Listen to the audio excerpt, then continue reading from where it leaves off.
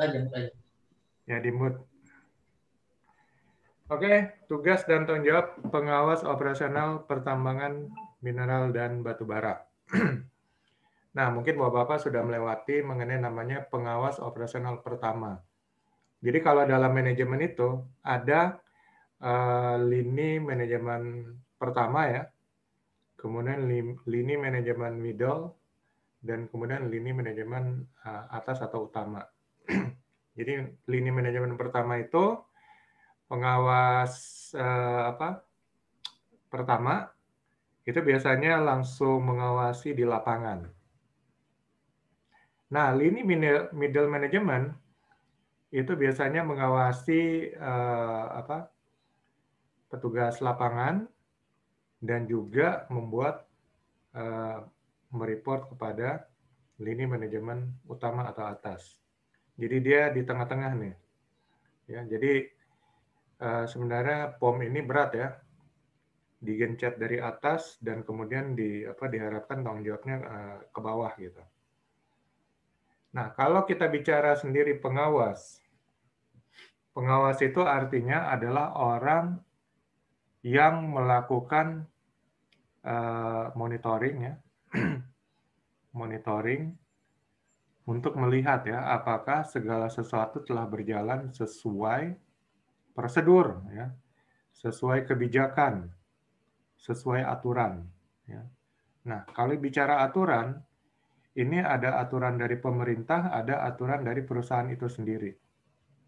Jadi, tugas pengawas itu adalah melihat ya, apakah segala sesuatunya telah berjalan sesuai kondisi yang dipersyaratkan itu. Untuk itu, pengawas harus menguasai semua aturan, regulasi, dan kebijakan. Kalau pengawas tidak menguasai regulasi, peraturan, kebijakan, maka bagaimana mungkin dia melakukan pengawasan? Ya. Bagaimana mungkin dia mengatakan ini salah, ya, ini tidak boleh dilakukan, kalau dia nggak tahu. Ya. Dasar dia mengatakan ini salah, ini tidak boleh dilakukan itu apa? Jadi kalau dikatakan pengawas, ini seorang ini sudah harus menguasai semua aturan, menguasai dan memahami kebijakan. Ya. Nah, aturan itu ada aturan dari pemerintah. Aturan dari pemerintah itu skopnya nasional ya. Jadi pemerintah ingin membuat aturan sama rata supaya mudah pengawasannya ya, pengontrolannya dibuat aturan secara nasional. Nah, perusahaan harus mengikuti aturan pemerintah. Selain itu, untuk mengelola organisasinya sesuai dengan keinginan perusahaan, perusahaan juga membuat aturannya sendiri. Nah, jadi pengawas inilah yang harus paham ya aturan-aturan itu. Supaya apa? Dia bisa melakukan tugas pengawasannya dengan efektif. Kalau pengawas nggak mengerti aturan, bagaimana mungkin dia bisa melakukan tugasnya dengan efektif?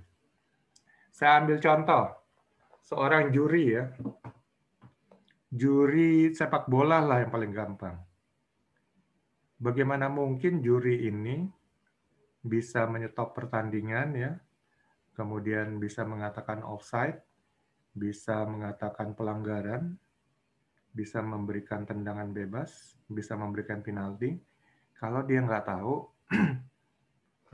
bahwa pelanggaran seperti ini dilakukan karena ini, hukumannya begini. Ya. Kemudian bagaimana bisa terjadi offside. Nah, kalau dia nggak ngerti itu, dia nggak akan bisa menjadi juri ya, atau yang mengatur pertandingan antara dua kesebelasan. Demikian juga ya pengawas operasional. Nah, pengawas kita bicara khusus pertambangan minerba, itu juga dibagi atas dua ya. Ada pengawas teknik, ada pengawas operasional. Pengawas teknik itu berhubungan dengan peralatan, ya. Berhubungan dengan fisik lingkungan. Kalau operasional, berhubungan dengan pekerjaan dan orangnya, dan orang yang melakukan pekerjaan tersebut. Jadi sudah dipisah nih, ada pengawas teknik, ada pengawas operasional. Jadi kalau Bapak-Bapak sebagai pengawas operasional, berarti ya harus memperhatikan tanggung jawab pekerjaan dan juga orangnya. Berarti di sini Bapak-Bapak juga harus mengetahui job desk masing-masing, ya. Job description masing-masing pekerjaan mereka. Harus tahu. Nah, jadi sebenarnya tugas pengawas itu mudah. Pelajari aja semua regulasi, peraturan, kebijakan, job description dari orang-orang yang diawasi udah. Dan kemudian tinggal menerapkannya di lapangan. Yang sulit itu adalah penerapannya di lapangan. Bapak akan menghadapi orang-orang dengan perilaku yang berbeda. Ada yang terdidik, ada yang tidak terdidik. Maksudnya terdidik itu ya memiliki pendidikan yang cukup ya.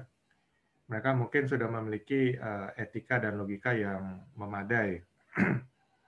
Sedangkan yang mungkin tidak terdidik inilah yang masih mengandalkan emosi dalam bekerja. Jadi kalau ditegur, mereka tersinggung, mereka marah.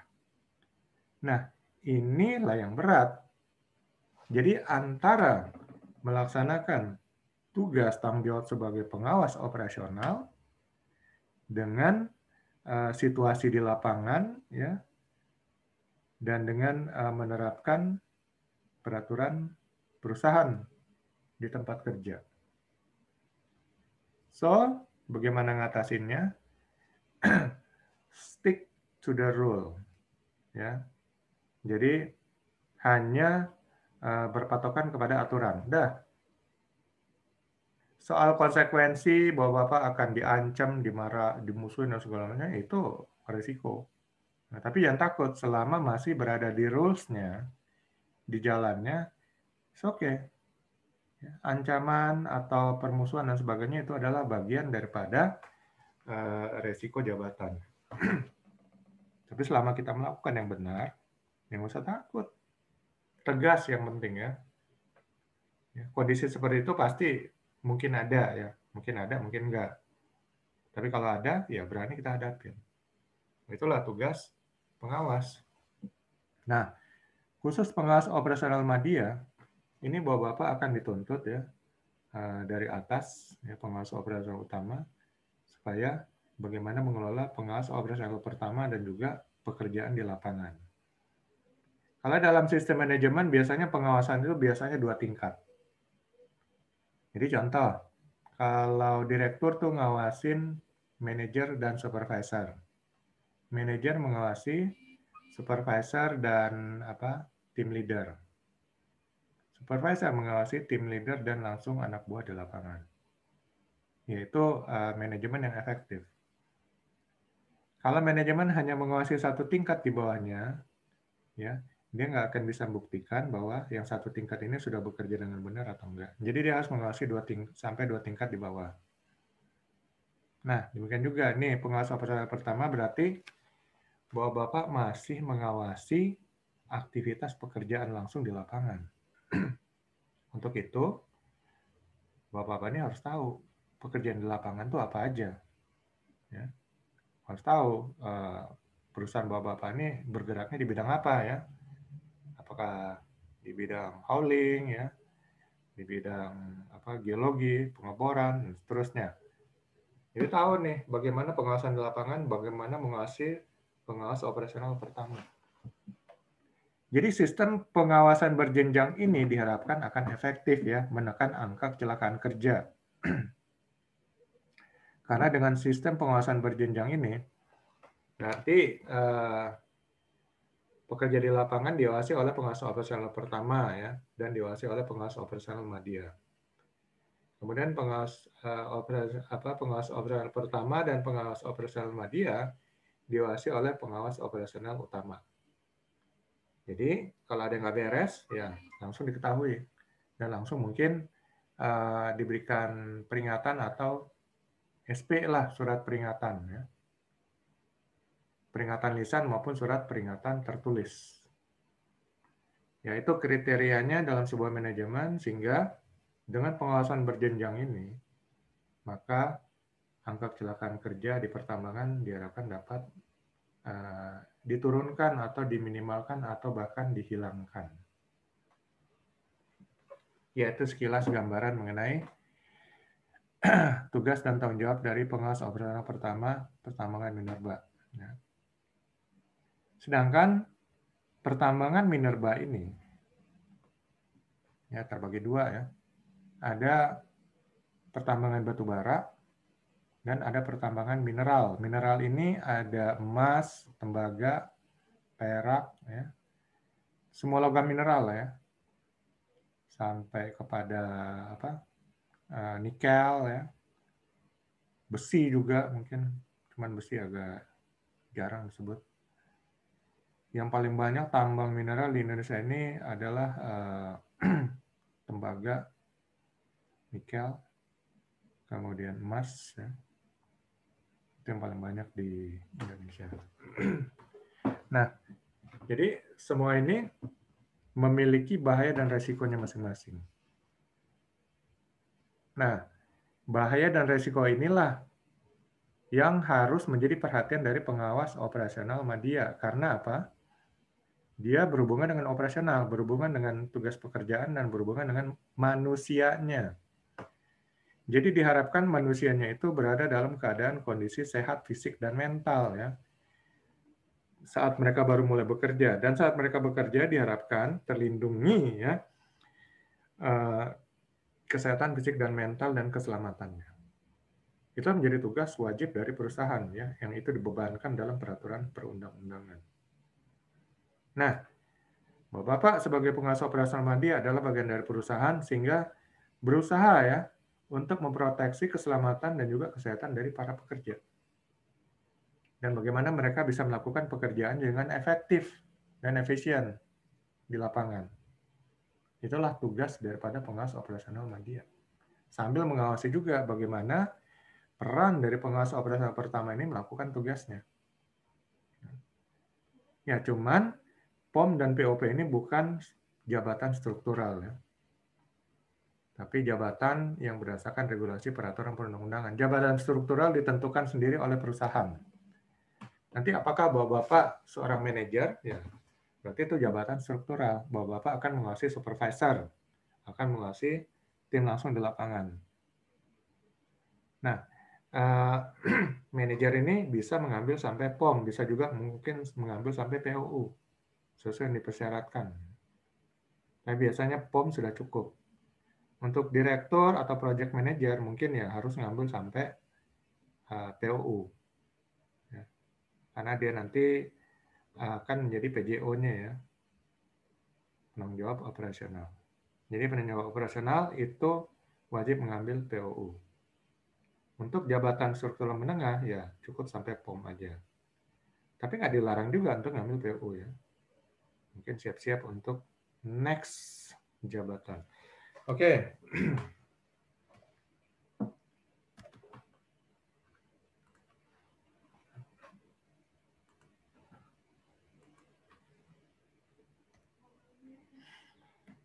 Ya, tadi sekilas mengenai gambaran ya, mengenai tugas tanggung jawab pengawas operasional media. Nah, ini unit kompetensi POM. Ada 8 unit kompetensi.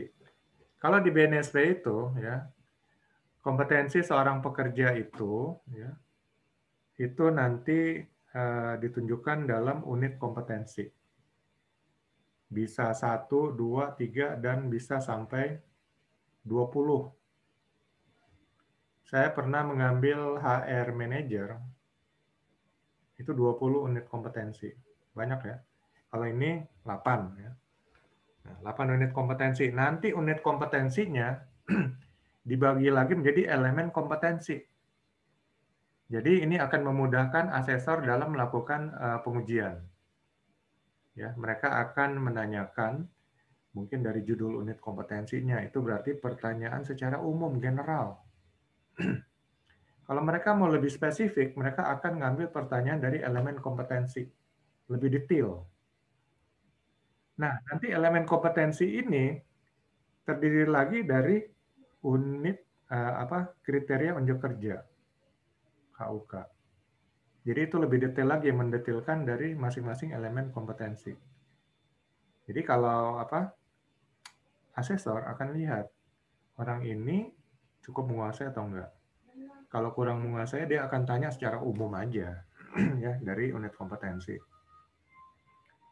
Kalau pertanyaan yang mudah pun nggak bisa dijawab, ya berarti dengan mudah asesor akan menyimpulkan bahwa ini belum kompeten.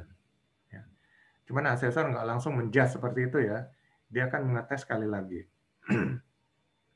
ya, sampai dia benar-benar yakin, oh ini belum kompeten di unit kompetensi ini, baru dia nyatakan BK gitu. Nah, jadi dia kan lihat kalau orang ini udah menguasain, ya ngapain nanyain secara umum, nanya yang lebih detail, ya. Dia akan ambil dari elemen kompetensinya. Dan orang yang sudah menguasai pasti bisa jawab semuanya. Ya, di sini ada 8 unit kompetensi yang menjadi tanda bahwa Bapak ini kompeten, ya. Pertama, melaksanakan tugas dan tanggung jawab sebagai pengawas operasional media. Ya, tugas masing-masing spesifik ya, sesuai yang diamanahkan dan dibebankan oleh perusahaan masing-masing. Kemudian mengelola keselamatan pertambangan.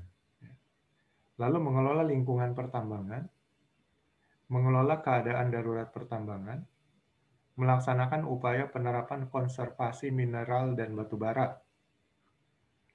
Kemudian mengelola penerapan kaidah teknis pertambangan mineral dan batu bara, mengawasi kegiatan usaha jasa pertambangan mineral dan batu bara, mengawasi standarisasi pertambangan mineral dan batu bara.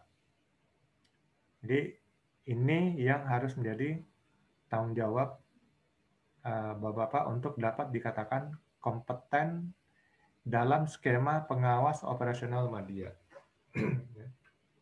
Tapi ingat, POM ini bukan jabatan struktural ya. Ini hanya jabatan regulasi peraturan perundang-undangan, ya. Sehingga kompetensi inilah 8 ini yang Bapak harus kuasai. Kita akan bahas semua materi ini, sehingga Bapak-Bapak bisa mungkin mendapat gambaran ya, untuk unit-unit kompetensi ini. Sehingga pada waktu diwawancara ya sudah bisa menguasai. Dan nanti asesor akan nanya semua ini ya, 8 ini untuk menyatakan bahwa apakah semuanya kompeten. Gitu. Tapi nggak harus satu persatu gini ya. Dalam kenyataannya di lapangan, asesor akan lihat kalau orang ini memang sudah menguasai, dia nggak akan nanya secara sepintas saja. Dia akan lihat portofolio ini juga untuk membantu dalam penilaian. Kalau semua sudah lengkap, bisa oke. Ngapain dilama-lamain. Tapi kalau memang orangnya susah, itu akan dibantu dengan pertanyaan-pertanyaan yang lebih mudah. Nah, kalau pertanyaan yang lebih mudah juga nggak bisa menjawab, atau menjawabnya salah, maka barulah dinyatakan belum kompeten ya BK. Ya ini melaksanakan tugas dan tanggung jawab sebagai pengawas operasional media POM. Di sini ada 3 elemen kompetensi. Yang pertama melaksanakan tanggung jawab sebagai POM. Ya. Ini meliputi ya kriteria unjuk kerjanya, aspek keselamatan, ya, pengelolaan lingkungan, konservasi sumber daya mineral dan batu bara, kaedah teknis dan jasa di bidang pertambangan mineral dan batu bara, diterapkan sesuai peraturan perundang-undangan. Jadi artinya, Bapak-Bapak menguasai regulasi peraturan perundang-undangan. Ya, kita SDM ini memiliki regulasi ya. Permen nomor 26 tahun 2018 ya, kaedah pertambangan yang baik. Lalu kemudian permen ini dijelaskan secara detail dengan Kepmen 1827 tahun 2018 juga. Jadi Bapak-Bapak harus membaca 2 permen ini ya, Permen 26 tahun 2018 dan Kepmen ya, Keputusan Menteri nomor 1827 tahun 2018. Ya, supaya mengerti nih. Karena diharapkan di sini diterapkan sesuai peraturan perundang-undangan. Sudah itu pelajari juga Undang-Undang Minerba yang terbaru ya, dan juga Undang-Undang Nomor 1 Tahun 70.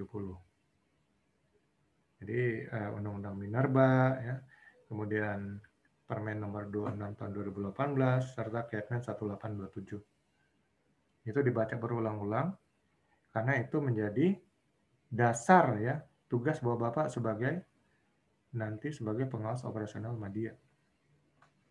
Kemudian tanggung jawab sebagai pengawas operasional media dilaksanakan sesuai peraturan perundang-undangan. Ya. Jadi pekerjaan Bapak juga dilaksanakan sesuai regulasi yang sudah diterapkan oleh pemerintah. Kenapa pemerintah mengatur sampai hal sedetail ini? Tentu ada alasannya. Ya. Karena apa? Karena pertambangan ini adalah risikonya tinggi. Sehingga pemerintah mengatur sampai hal yang mungkin detail. Sampai tanggung jawab pengawas operasional diatur. Supaya apa? Ya supaya para pengawas ini aware. Aware itu waspada, peduli ya terhadap keselamatan kerja dari para pekerja. Ya, jadi diatur. Sehingga dengan pengaturan ini ya, pengaturan ini kan kalau dari pemerintah berarti secara nasional.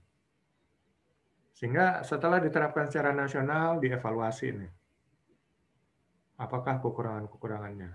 Nah, dari kekurangan-kekurangan itulah mungkin akan ada sedikit perbaikan-perbaikan ya. Kalau perbaikannya tidak terlalu besar ya perbaikannya per case aja. Ya, per case, per perusahaan sesuai dengan jenisnya ya. Itu nanti mungkin tinggal dikeluarkan surat edaran menteri. Tapi kalau ternyata setelah dievaluasi haliannya cukup banyak ya, cukup banyak ketidakcocokan. Nah mungkin permennya itu akan dirubah lagi dan Kepmennya itu. Ya, jadi seperti itu ya.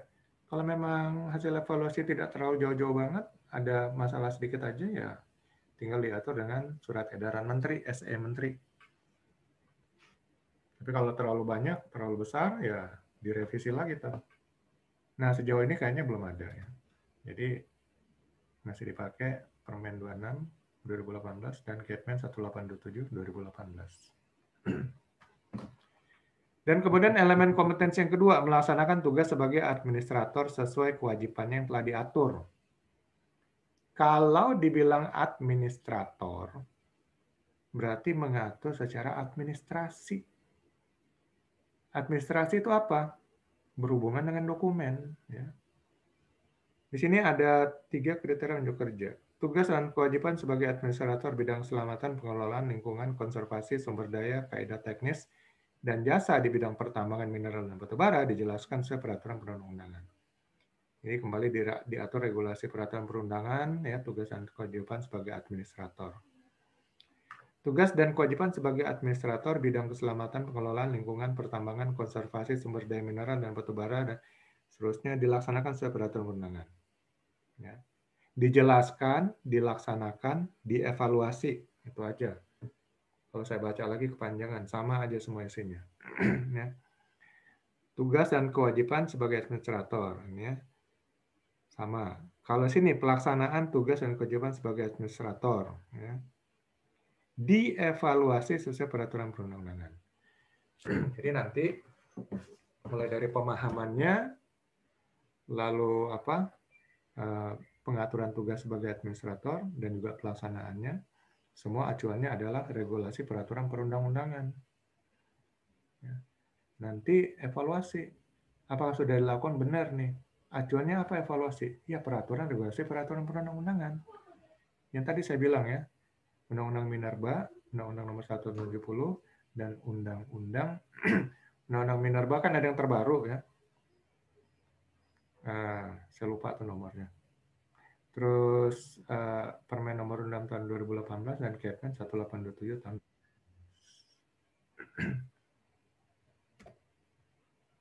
Elemen kompetensi yang ketiga, melaksanakan prinsip-prinsip manajemen keselamatan pertambangan dan pengelolaan lingkungan pada kegiatan pertambangan mineral dan batu bara. Prinsip-prinsip manajemen keselamatan pertambangan. Ya. Ini kembali ya dijelaskan di regulasi peraturan perundangan apa aja itu prinsipnya. Silakan baca di Kepmen 1827 itu ada prinsip-prinsip untuk manajemen keselamatan pertambangan dan pengelolaan lingkungan.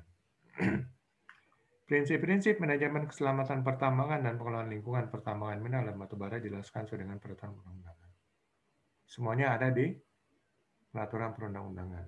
Ya, jadi baca-baca lagi nanti.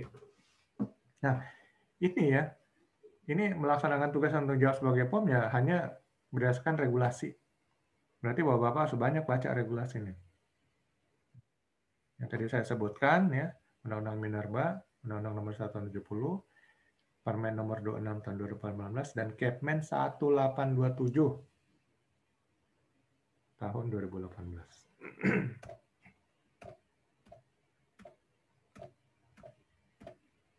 Nah, ini sedikit gambaran kerangka kerjanya ya untuk pengelolaan keselamatan pertambangan.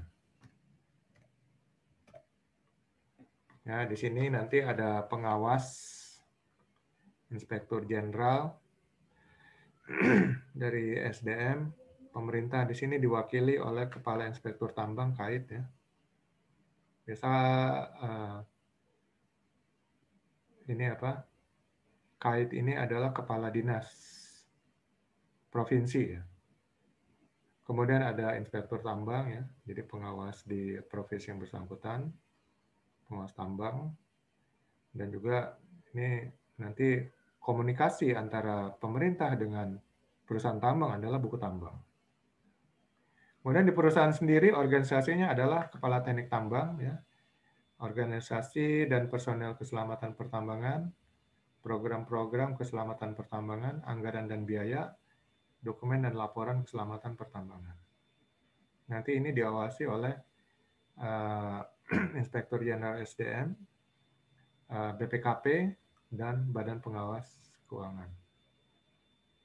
Jadi sekarang keuangan juga benar-benar diperhatikan ya. Jadi itu juga pengawasan keuangannya juga.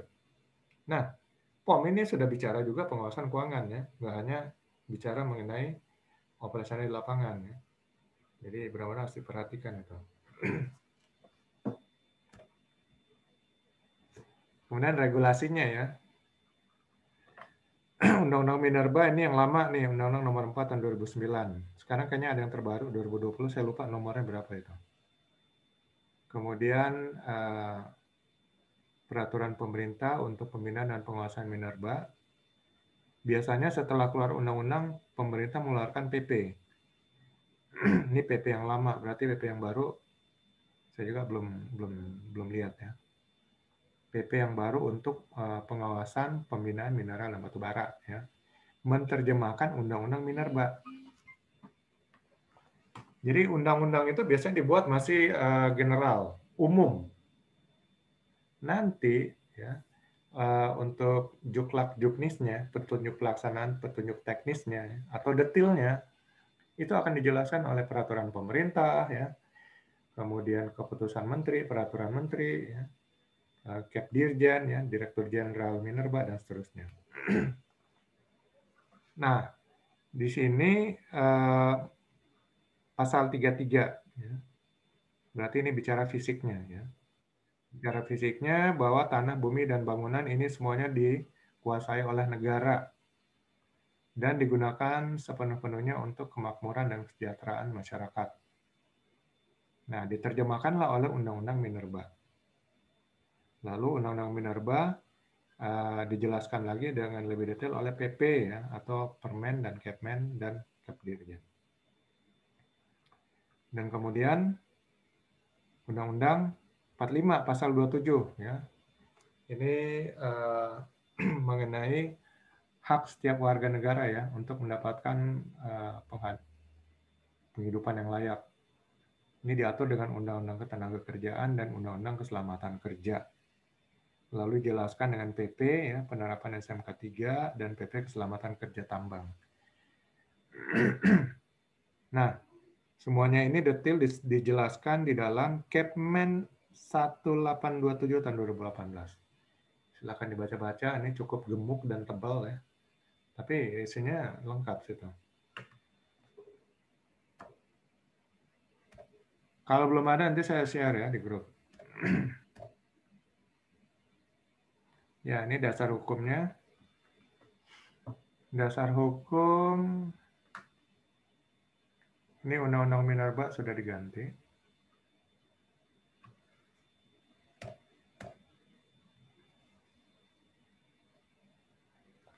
Nah, ini ya, Permen SDM nomor 26 tahun 2018 tentang pelaksanaan kaidah teknis pertambangan yang baik dan pengawasan pertambangan minerba. Nah, dan ini ya, dua ini yang perlu dikuasai benar-benar. Kepmen 1827 tahun 2018 tentang pedoman pelaksanaan keselamatan pertambangan dan keselamatan pengolahan dan atau pemurnian mineral dan batu bara. Kalau pakai bahan peledak ya merujuk juga kepada Peraturan Kapolri nomor 17 tahun 2017 ya, tentang perizinan, pengamanan, pengawasan dan pengendalian bahan peledak ya, handak komersil.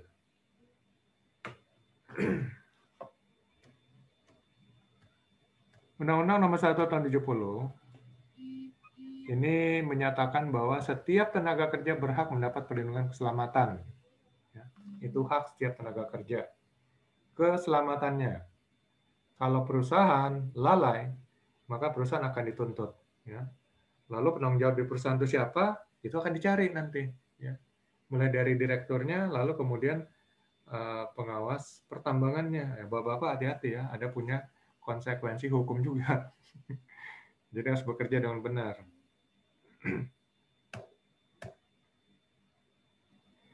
Ya, keselamatan kerja baik di darat, dalam tanah, dalam air maupun di udara ya. Semua ini wajib, ini ruang lingkup regulasinya. Dan juga di pertambangan ya. Lalu syarat-syarat K3-nya adalah mencegah dan mengurangi kecelakaan, bahaya peledakan dan memadamkan kebakaran ya. Kesempatan penyelamatan pada waktu kebakaran atau kejadian berbahaya yang lainnya, memberi pertolongan pada kecelakaan, mencegah dan mengendalikan penyakit akibat kerja. Nah, ini kewajiban daripada manajemen ya, pemeriksaan kesehatan ya, pertama kali berkala dan juga pengujian kesehatan yang ditetapkan oleh peraturan perundang-undangan. Jadi mungkin selain yang dua ini ada lagi yang ditetapkan. Lalu manajemen juga wajib menjelaskan kondisi bahaya tempat kerja, ya. Pengaman alat pelindung, APD, cara-cara sikap aman dan bekerja. Jadi manajemen wajib menyediakan induksi, training induksi, kemudian menyediakan APD, ya, alat-alat pengaman di alat yang digunakan, ya, safety devices, APD-nya secara gratis, dan juga SOP. Ya. Lalu para pekerja sini punya kewajiban ya memberi keterangan yang benar ya. Jadi jangan bohong-bohong ya, mengenai statusnya, mengenai kejadian yang dia lihat. Lalu memakai APD yang sudah diberikan dan mentaati semua aturan K3 ya, baik aturan dari pemerintah maupun perusahaan. Kemudian semua syarat K3 dilaksanakan oleh manajemen ya. Kalau belum, pekerja bisa mengajukan keberatan ya, menolak bekerja kalau syarat K3 dan APD belum disediakan. Kemudian saat masuk kerja wajib mentaati semua petunjuk keselamatan kerja dan memakai APD yang diwajibkan. Nih, kewajiban dan hak tenaga kerja. Lalu manajemen juga ya wajib ya Undang-Undang Nomor 1 ini dipatuhi lalu dicantumkan tempel besar-besar di tempat kerja beserta gambar-gambar ya yang untuk memotivasi dalam hal keselamatan kerja. APD dibagikan gratis ya. Juga tamu pengunjung ini diberikan juga APD.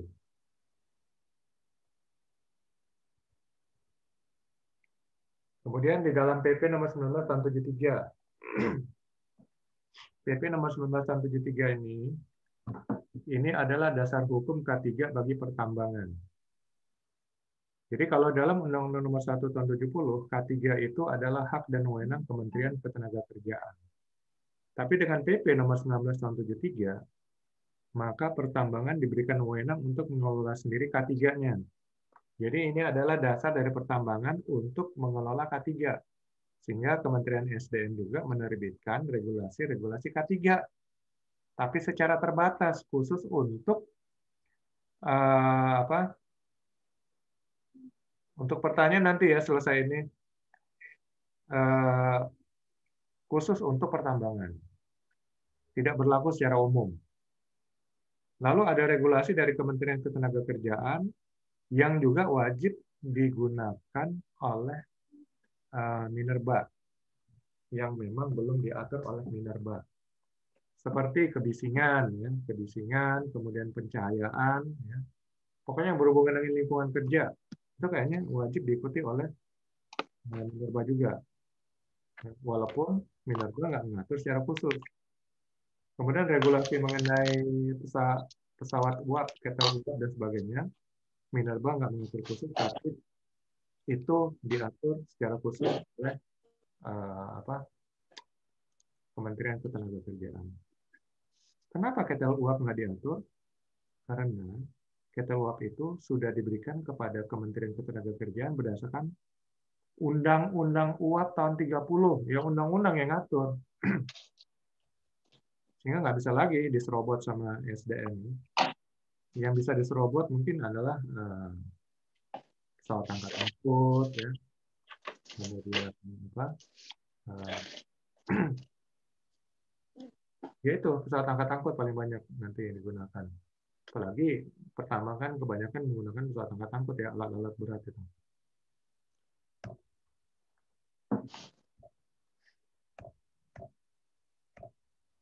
Ya ini isi daripada PP nomor 19 tahun 73 ya, memberikan kewenangan K3 untuk bidang pertambangan. Undang-Undang Minerba ini sekarang sudah ada yang baru, tapi mungkin hampir mirip-mirip aja. Di sini diatur kewajiban pemegang IUP ya, izin usaha pertambangan dan izin usaha pertambangan khusus. Ya. Pembinaan kepada IUP dan IUPK, pengawasannya, dan objek-objek yang diawasi. Kemudian diatur Undang-Undang Minerba dijelaskan dengan PP 50 tahun 2010. Sekarang Undang-Undang Minerba yang terbaru, nanti ada juga PP-nya yang keluar. Nah, saya juga belum baca itu ya PP-nya.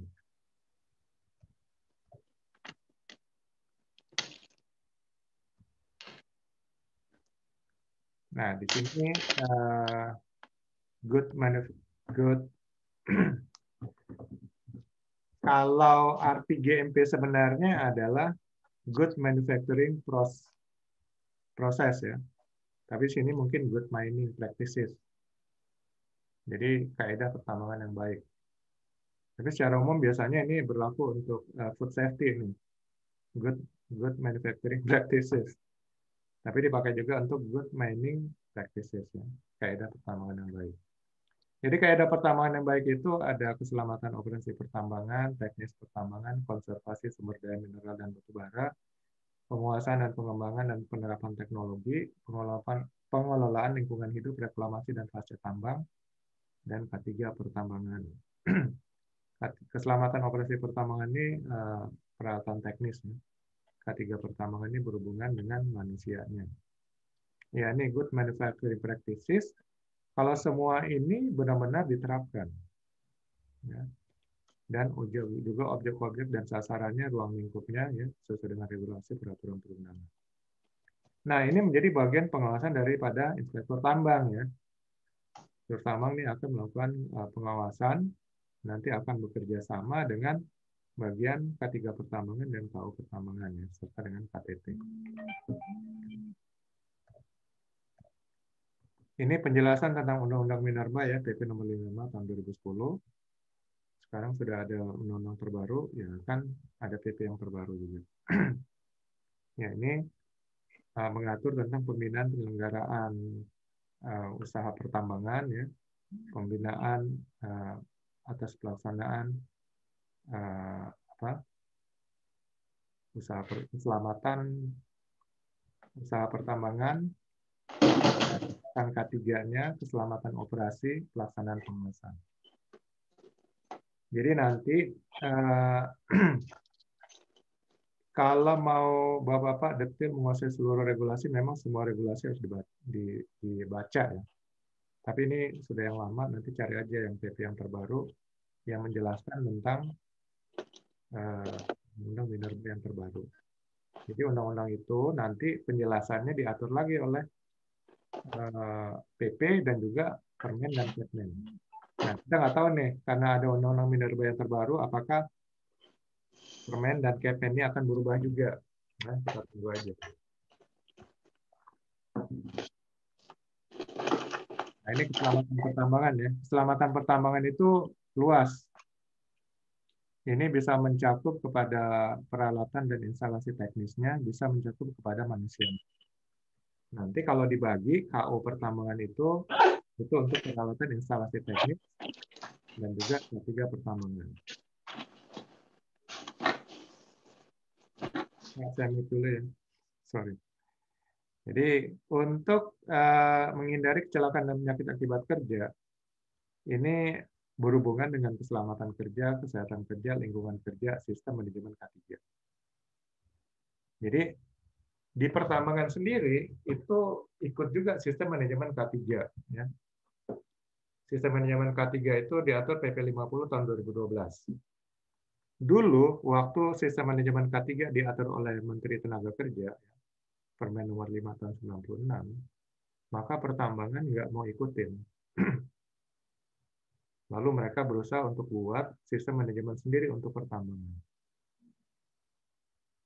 Kenapa? Karena mereka menganggap bahwa SMK 3 berdasarkan Permen nomor 5 tahun 2096 itu nggak mencakup untuk pertambangan. Ya, padahal di SMK 3 itu ada diberikan fleksibilitas ya. Kalau yang tidak termasuk dalam 12 elemen di sini, bisa ditambah elemennya. Jadi banyak juga perusahaan pertambangan yang mengikuti SMK 3 dengan menambah elemen. Ada yang pakai 17 elemen. Tapi sebagian besar pertambangan nggak mau ikutin. Lalu mereka kemudian berkumpul para KTT, mereka mendesain satu sistem manajemen keselamatan pertambangan. Yaitu dilakukan mulai dari 2007 sampai 2011 ya. 2011 draft finalnya jadi, dikasih ke Kementerian SDM, dipelajari oleh staf ahli Kementerian SDM, dan kemudian jadilah mereka untuk mengeluarkannya. Cuman tiba-tiba muncul PP nomor 50. PP lebih tinggi dari menteri kan, itu presiden yang keluarkan. Jadi akhirnya tertunda. Namun akhirnya SDM juga memaksa mengeluarkan Permen nomor 38 tahun 2014 di penghujung tahun 2014 ya, tanggal 30 Desember. Dilaksanakan SMKP, Sistem Manajemen Keselamatan Pertambangan. Ternyata ya itu tidak sesuai dengan hierarki peraturan perundang-undangan. Karena apa? PP sudah ada mengenai SMK 3. Lalu SDM membuat SMKP. Ya. SMKP ini sebenarnya sistem manajemen. Ya. Sistem manajemen K3 juga. Jadi akhirnya sempat jalan ya. Saya juga sempat jadi trainer ya, sempat jadi konsultan. Dan akhirnya benar kejadian, keluarlah Permen nomor 26 tahun 2014 yang mencabut ya Permen nomor 38 tahun 2014 tentang SMKP. Dan akhirnya SMKP diselipkan di dalam Kepmen 1827 ya sebagai lampiran. Nah, jadi di situ SMKP tidak lagi menjadi satu sistem yang berdiri sendiri. Kalau berdiri sendiri, jelas-jelas melawan hierarki peraturan perundangan karena SMK 3 sudah ada. Jadi di situ merupakan bagian dari kaidah pertambangan yang baik, ya, pengelolaan pengawasan pertambangan.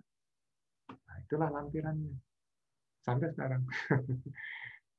Lalu kemudian detail mengenai SMKP itu dijelaskan oleh Kep Dirjen 185 tahun 2019. Ini Permen 26. Sorry. Pengawasan K3 PP 50 tahun 2010. Ya, ada keselamatan kerja, kesehatan kerja, lingkungan kerja, dan manajemen K3. Jadi keselamatan pertambangan inilah ada 4 hal ini.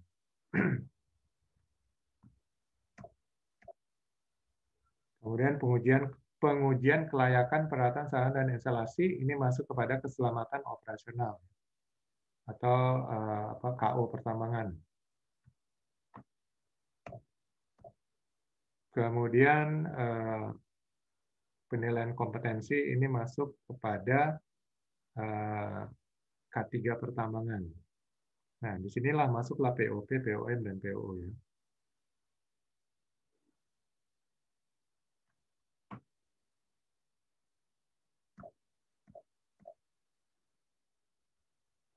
Lalu pengawasan oleh inspektur tambang ya, melalui evaluasi laporan berkala, pemeriksaan berkala, dan penilaian keberhasilan pelaksanaan program dan kegiatan. Ya, inspektur tambang melakukan inspeksi, penyelidikan, dan pengujian.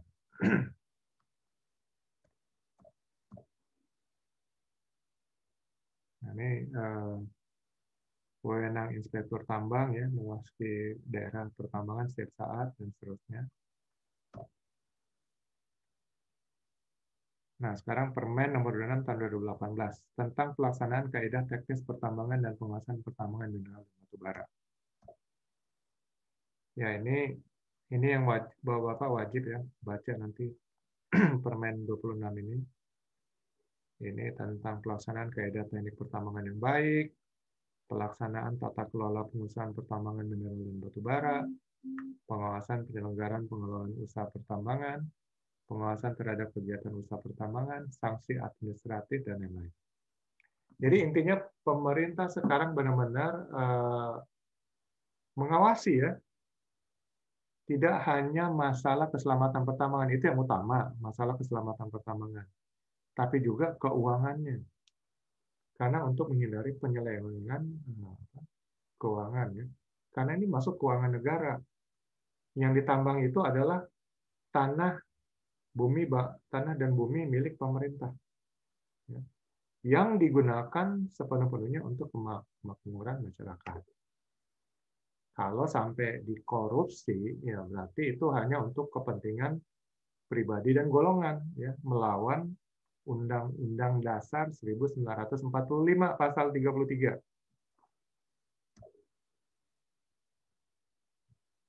Ya, ini kira-kira gambaran organisasi manajemen keselamatan pertambangan ya. Di sini ada kepala teknik tambang, pengawas teknis, pengawas operasional. Jadi Bapak-Bapak nanti termasuk sini pengawas operasional, lalu program keselamatan pertambangan ya, disatukan antara hal teknis dan juga K3-nya. Dan diharapkan zero accident. Tidak terjadi kecelakaan kerja, nanti akan diaudit dari auditor luar ya, dan juga auditor internal. Kemudian ini secara internal dikelola oleh Komite Keselamatan Pertambangan. Pak, saya lagi ngajar, ntar saya telepon. Halo.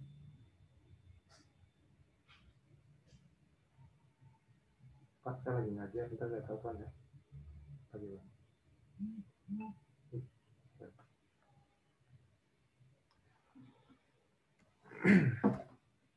Ya, ini KTT ya.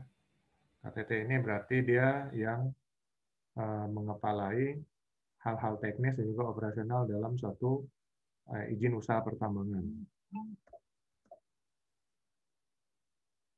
Dalam pelaksanaan kaidah teknik pertambangan yang baik, ya, ini diharapkan izin usaha pertambangan eksplorasi, ya, khusus, kemudian operasi produksi, kemudian khusus operasi produksi, mengangkat KTT, ya.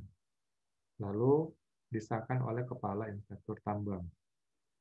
Selain itu memiliki tenaga teknis pertambangan yang kompeten sesuai dengan peraturan perundangan. Kompeten apa? Berarti sudah diuji ya. Pengujinya siapa ya? Sesuai dengan ketentuan negara yaitu dari BNSP.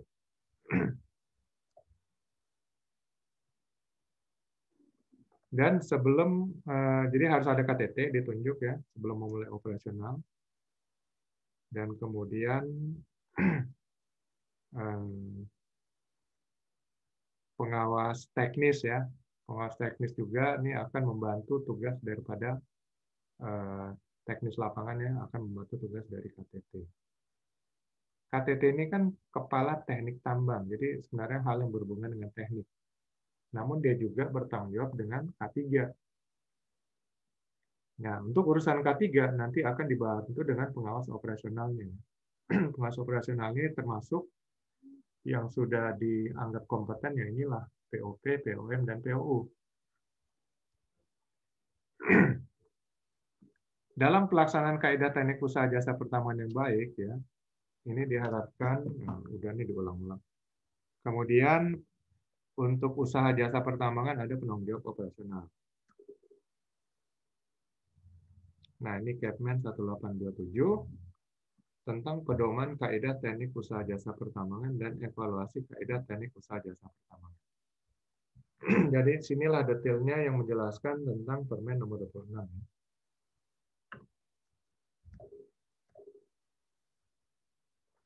Nah, ini ada 4 lampiran. 8 lampiran. Lampiran pertama tentang pedoman permohonan evaluasi dan pengesahan Kepala Teknik Tambang, penanggung jawab teknik dan lingkungan, ya, Kepala Tambang bawah tanah, pengawas operasional, pengawas teknis, dan penanggung jawab operasional. Kemudian lampiran kedua, pedoman pengelolaan teknis pertambangan. Lampiran 3, pedoman pelaksanaan keselamatan pertambangan dan keselamatan pengolahan dan atau pemurnian mineral dan batu bara. Lampiran 4, inilah SMKP, ya, pedoman penerapan sistem manajemen keselamatan pertambangan, mineral dan batu bara. Namun ini belum detail. Detailnya dijelaskan di Kep Dirjen 185 tahun 2019.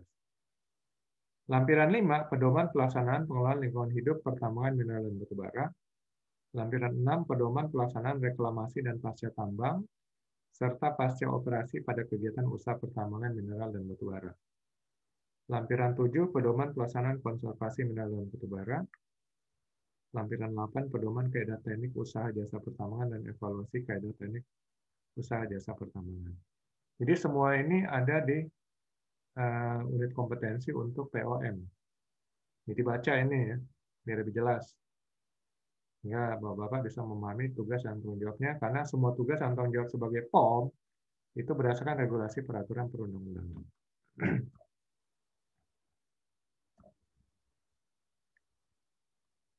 Buku tambang ini komunikasi, ya, antara KTT dan pengawas teknik dan lingkungan dengan Kepala Inspektur Tambang. Jadi namanya komunikasi. Kalau komunikasinya efektif berarti semua hal detail juga sama-sama tahu, ya. KTT melaporkan, Kepala Inspektur Tambang juga mendapat laporan. Kalau ada kecelakaan dicatat, ya, kemudian diketahui juga oleh Kepala Inspektur Tambang. Solusinya seperti apa? Semuanya sama-sama dirundingkan. Itu komunikasi, komunikasi yang efektif. Kalau nggak ada komunikasi seperti itu, artinya ada yang miss di sini, ada yang hilang gitu, ya. Dan akhirnya sesuatu yang miss ini akan menyebabkan kerugian atau kecelakaan tambang. Ya, ini kira-kira isi buku tambang. Kemudian ada lagi buku daftar kecelakaan tambang. Ya, ini memuat mengenai data-data kecelakaan, ya, bagaimana penanganannya, ya, investigasinya, hasil investigasi, dan seterusnya.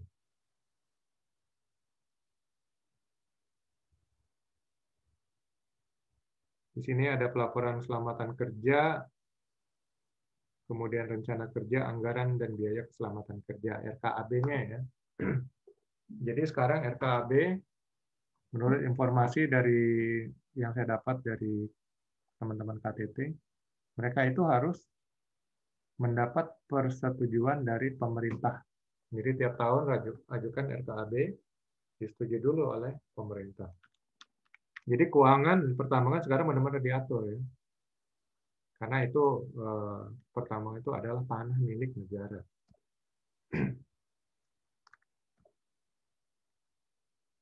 Kemudian pertambangan juga sekarang wajib melakukan pendidikan dan pelatihan. Kenapa? Karena setiap pekerja yang masuk ke dunia tambang itu mereka tidak sama, ya, baik pengetahuannya maupun skill-nya. Nah, diharapkan dengan pendidikan dan pelatihan, ya, itu akan bisa meminimalkan jarak, ya, kesenjangan antara yang pengetahuannya baik dengan yang pengetahuannya kurang. Apalagi kalau dilakukan dengan reguler. Terutama untuk hal-hal yang bersifat kritis, ya, seperti mungkin mengenai masalah emergensi, ya, keadaan darurat, dan kemudian mengenai keselamatan kerja. Nah, itu wajib benar-benar diberikan, ya, supaya semua pekerja tambang ini benar-benar mendapatkan pengetahuan yang baik tentang keselamatan kerja, ya, kesehatan kerja, dan juga penanganan keadaan darurat.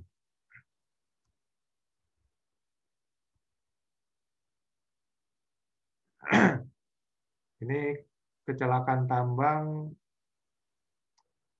adalah benar-benar terjadi, ya. Kemudian terjadi di area tambang, terjadi pada pekerja tambang, ya, atau orang lain yang diberi izin oleh KTP, dan ini harus dilaporkan dan diinvestigasi. Ya, ini 5 unsur yang mungkin sudah dipelajari di POP. Kecelakaan tambang. Dulu POP itu acuannya masih Kepmen 555, ya. Sekarang Kepmen 555 sudah dicabut oleh Permen nomor 26 tahun 2018, dan semuanya itu digantikan dengan Kepmen 1827. Nah, di sini di lampiran 3 sebutkan kecelakaan tambang itu memenuhi 5 unsur, ya. Benar-benar terjadi dan tidak diinginkan, ya, tidak direncanakan tanpa unsur kesengajaan. Mengakibatkan cedera pekerja tambang atau orang yang diberi izin oleh kepala teknik tambang, ya, atau penanggung jawab teknik dan lingkungan, akibat kegiatan usaha pertambangan atau pengolahan dan atau pemurnian, atau akibat kegiatan penunjang lainnya. Jadi kalau akibat yang tidak ada hubungannya dengan tambang, ya bukan kecelakaan tambang. Terjadi pada jam kerja pekerja tambang yang mendapat cedera atau setiap saat orang yang diberi izin pada jam kerja. Kalau jam kerja 24 jam, ya berarti setiap jam itu termasuk kalau ada yang cedera, kecelakaan tambang. Terjadi dalam wilayah kegiatan usaha pertambangan dan itu proyek. Ya. Kalau di luar wilayah, menurut definisi ini berarti bukan kecelakaan tambang. Bisa didefinisikan kecelakaan biasa. Nanti hubungannya dengan asuransi, ya, dan penanganan terhadap korban tersebut. Ya, ini penggolongan cedera. Ini kayaknya sudah dipelajari di POP, ya. Hampir sama di Kepmen 555. Cuman sekarang Kepmen 555 dicabut. Sekarang di Kepmen 1827. Ringan, berat, mati. Dan untuk definisi mati itu kecelakaan tambang yang mengakibatkan pekerja tambang mati akibat kecelakaan tersebut. Kalau ringan, ya mungkin hanya perlu perawatan 1 hari sampai 3 minggu. Kalau berat lebih dari 3 minggu, cacat tetap atau cedera retak tulang. Kejadian berbahaya adalah merupakan kejadian yang dapat membahayakan jiwa atau terhalangnya produksi. Nah, kalau di tambang kejadian berbahaya itu berbeda, ya. Kalau secara umum kejadian berbahaya itu near miss. Tapi kalau di tambang ini sudah kejadian, ada peledakan, segala macam, cuman nggak menimbulkan korban jiwa.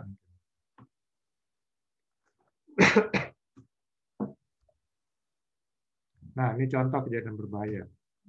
Mesin pengangkat roboh terbalik rusak pada saat mengangkat. Tabung bertekanan meledak.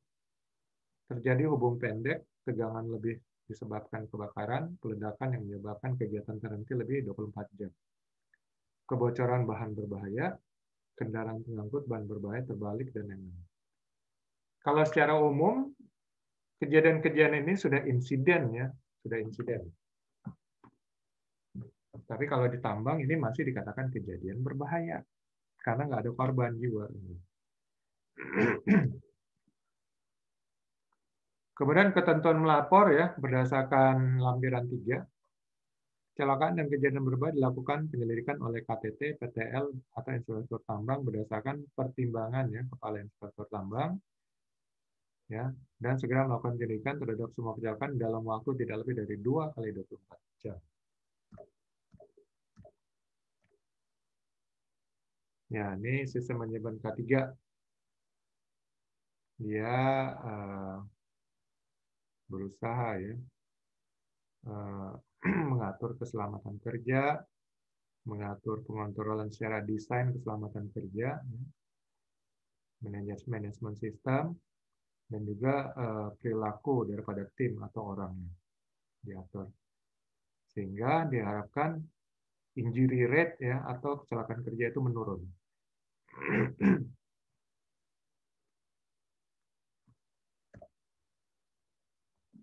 Kemudian SMKP juga ini bagian dari sistem manajemen K3 ya di sini khusus untuk pertambangan. Ya, sekarang dimasukkan ke dalam lampiran 4 Kepmen 1827. Ya, ini ada 7 elemen untuk SMKP ya, dimulai dari kebijakan, perencanaan, organisasi dan personel, implementasi, evaluasi dan tindak lanjut, dokumentasi dan tinjauan manajemen. Jadi nanti siklusnya. Ini sehingga dengan adanya perbaikan-perbaikan ya hasil dari tinjauan manajemen, sistem manajemen keselamatan pertambangan itu akan semakin efektif ya.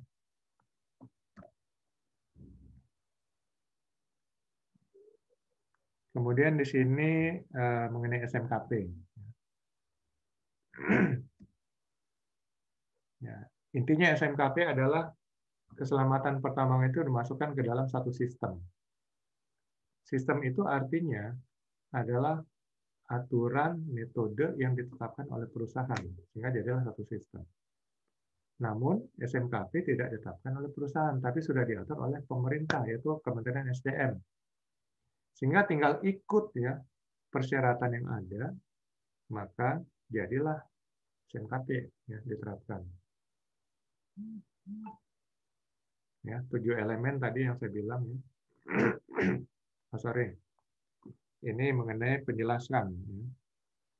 Hubungan SMKP Minerba dengan keselamatan pertambangan, K3 pertambangan, KU pertambangan, KTT penanggung jawab operasional dan auditnya. Auditnya ini dari dulu diusahakan untuk lembaga sertifikasi, cuman karena kebentur dengan SMK 3, akhirnya sampai sekarang audit ini hanya dilakukan internal aja, lalu dilaporkan kepada Kepala Inspektur Tambang.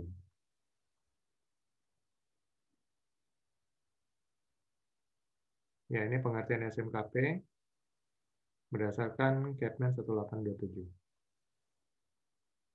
Ini 7 elemennya ya.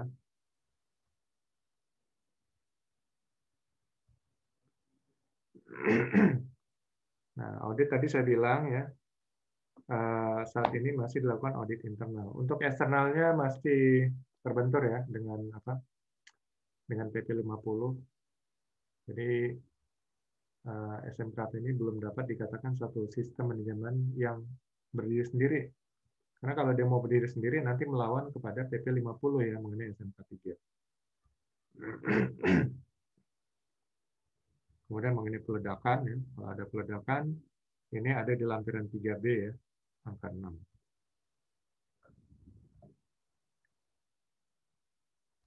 Ini aturan-aturannya mengenai peledakan. Kemudian keselamatan fasilitas pertambangan, lampiran 3B, angka 7. Ini ada peraturan mengenai gedung bangunan, ya. Keselamatan fasilitas pertambangan.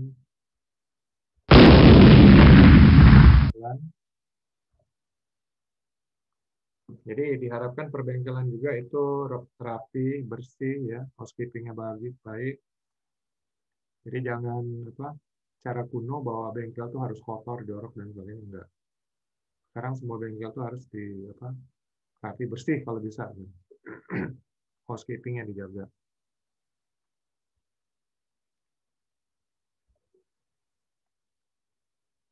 Kemudian nih mengenai tangki timbun.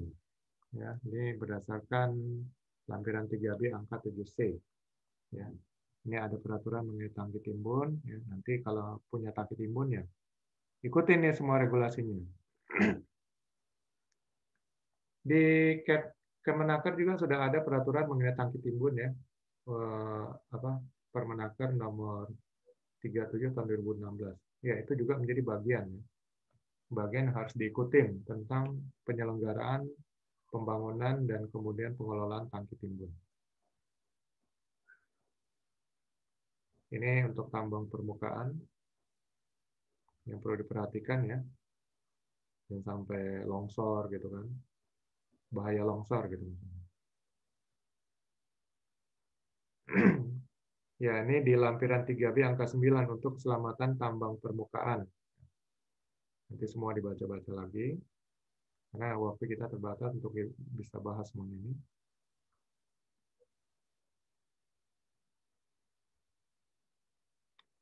Oke, sekarang silakan kalau ada pertanyaan. Tadi Pak Ansarudin mau nanya ya, silakan Pak. Kalau bisa saya jawab, saya jawab. Halo Pak. Oh, belum ada. Ntar aja. Kita lanjut ke materi kedua ya. Halo, Pak. Ya. Ya, masuk suara saya? Oke, silakan Pak. Ansarudin, Pak. Ya, silakan. Pertama video saya kelihatan nggak di slide-nya Bapak di ini? Iya. Iya. Kelihatan ya? Oke. Yang pertama masalah keselamatan kecelakaan yang poin 5 tadi. Ya.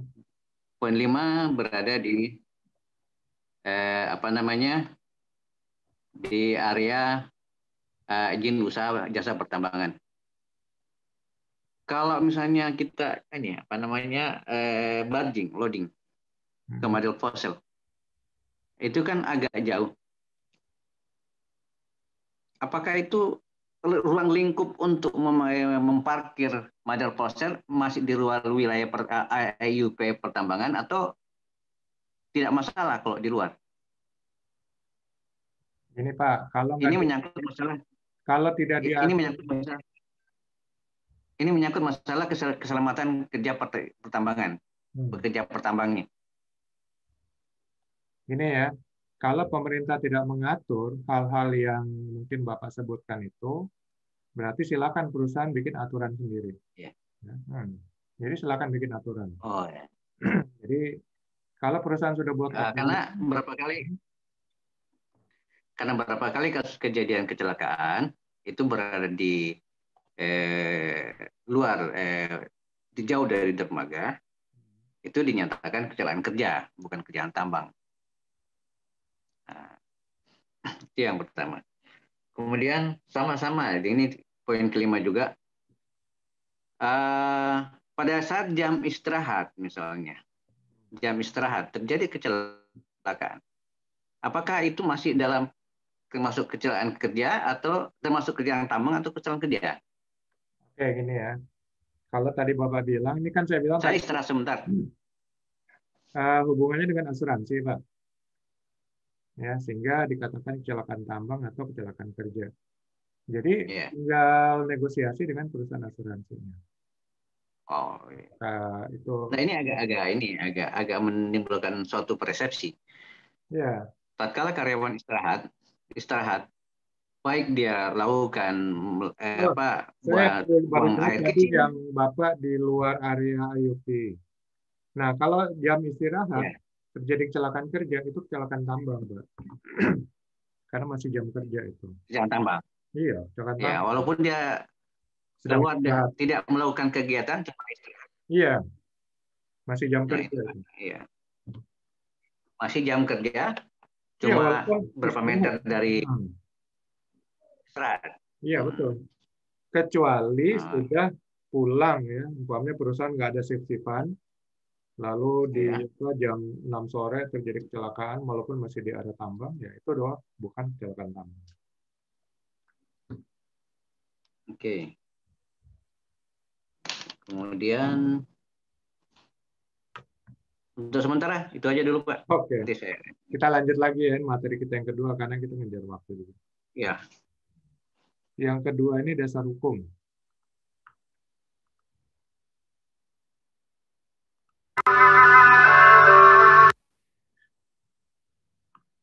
Harus keluar dulu emang.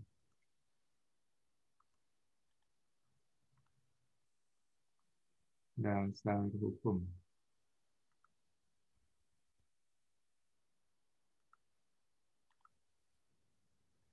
Oke, dasar hukum. Jadi segala sesuatu kita nih negara hukum ya. Segala sesuatu itu harus ada dasar hukumnya. Jadi nggak bisa kita sewenang-wenang. Kalau sudah diatur oleh hukum, itulah yang menjadi pedoman kita untuk melakukan sesuatu dan bertindak terhadap sesuatu. Kalau tidak diatur oleh hukum, silakan kita atur dengan hukum aturan yang ada di perusahaan. Jadi segala sesuatu harus ada dasarnya. Kita nggak mungkin menyalahkan orang berbuat salah tanpa ada dasarnya. Itu namanya sewenang-wenang atau otoriter. Jadi di perusahaan harus lihat apakah belum ada yang diatur oleh hukum pemerintah atau regulasi pemerintah. Itu yang diatur oleh perusahaan. Seperti yang Pak Ansar tadi katakan, ya mungkin mengenai pernyataan kecelakaan tambang, yaitu kalau tidak di luar dari persyaratan 5 persyaratan yang disebutkan di dalam Kepmen 1827 tadi, berarti gimana nih? Ya, apakah itu tidak bisa dikatakan kecelakaan tambang? Ya, jelas tidak bisa. Cuman segala sesuatu bisa diatur. Kalau memang tetap mau dinyatakan kecelakaan tambang walaupun sudah di luar area IUP, itu tinggal nego dengan perusahaan asuransi.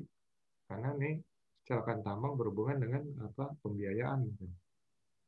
Nah, kembali ke dasar hukum ya. Jadi segala sesuatu ada hukumnya, negara kita negara hukum. Sehingga segala sesuatu acuan kita adalah berdasarkan hukum. Nah, ini harus disadari oleh pengawas operasional media, sehingga tidak bisa mengatakan suatu ini salah, suatu ini benar, kalau tidak ada dasar acuan hukumnya atau aturannya. Nah, makanya, kalau belum diatur oleh pemerintah, ya perusahaan yang atur. Silakan buat aturan sendiri untuk diterapkan di perusahaan.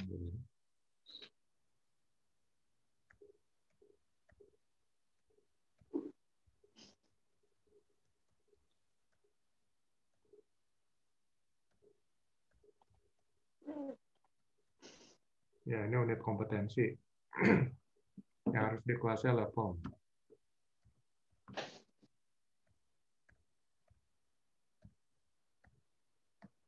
Tugas dari seorang pengawas operasional media melaksanakan aspek kaidah teknis pertambangan. Jadi sesuai dengan bidang perusahaannya, kaidah teknisnya apa aja, ya itu yang diikutin. Kemudian melaksanakan tugas sebagai administrator terkait keselamatan pertambangan. Tadi kita sudah bicarakan. Jadi administrator ini ya berhubungan dengan dokumentasi. Jadi mungkin pencatatan ya atau rujukan dokumen-dokumennya itu harus menjadi acuan juga bagi pengawas operasional media. Dan melaksanakan prinsip manajemen keselamatan pertambangan dan pengelolaan lingkungan. Ini harus mengacu nih prinsip penjaga keselamatan pertambangan tadi sudah disebutkan ya di dalam lampiran 3, itu semua adalah prinsip-prinsipnya, laksanakan itu semua. Plus manajemen keselamatan pertambangan SMKP, itu juga diterapkan. Dan juga pengelolaan lingkungannya ya. Mulai daripada peraturan mengenai pengelolaan lingkungan ya, pasca tambang, reklamasi dan sebagainya.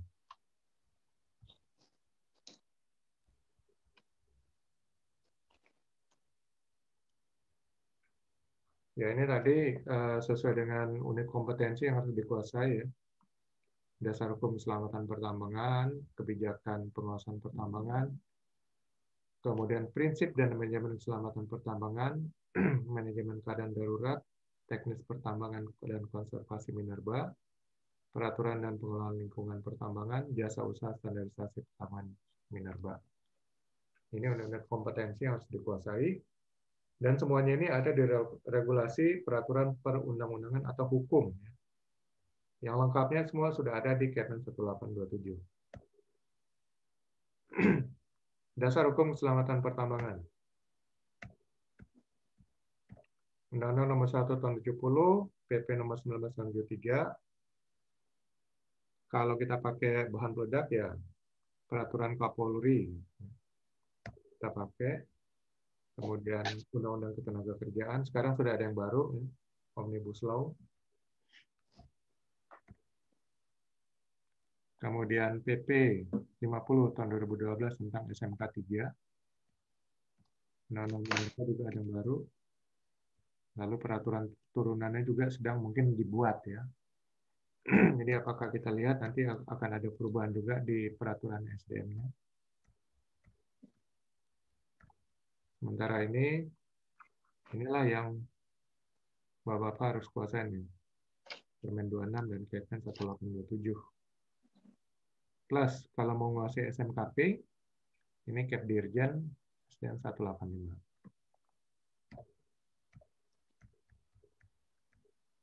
Ini Undang-Undang Nomor 1, tadi kayaknya sudah kita bahas juga. Jadi, tenaga kerja itu dilindungi oleh undang-undang. Apa yang dilindungi? Haknya untuk mendapatkan keselamatan ya, dan kesehatan dalam bekerja. Kenapa harus ada undang-undang? Karena kalau nggak dilindungi dengan undang-undang, pengusaha bisa aja sewenang-wenang ya. Pengusaha nggak mau memperhatikan yang sakit, yang celaka. Dulu gitu, sebelum keluarnya undang-undang mengenai keselamatan kerja. Jadi setiap tenaga kerja yang sakit, ini di Eropa ya, mereka dibilang tuh resiko kalian kalau mau bekerja. Kalau nggak suka lagi bekerja, silakan mundurkan diri. Jadi waktu itu, para pekerja itu kalau sakit ya ngobatin diri sendiri, biaya sendiri. Ya. Dan kemudian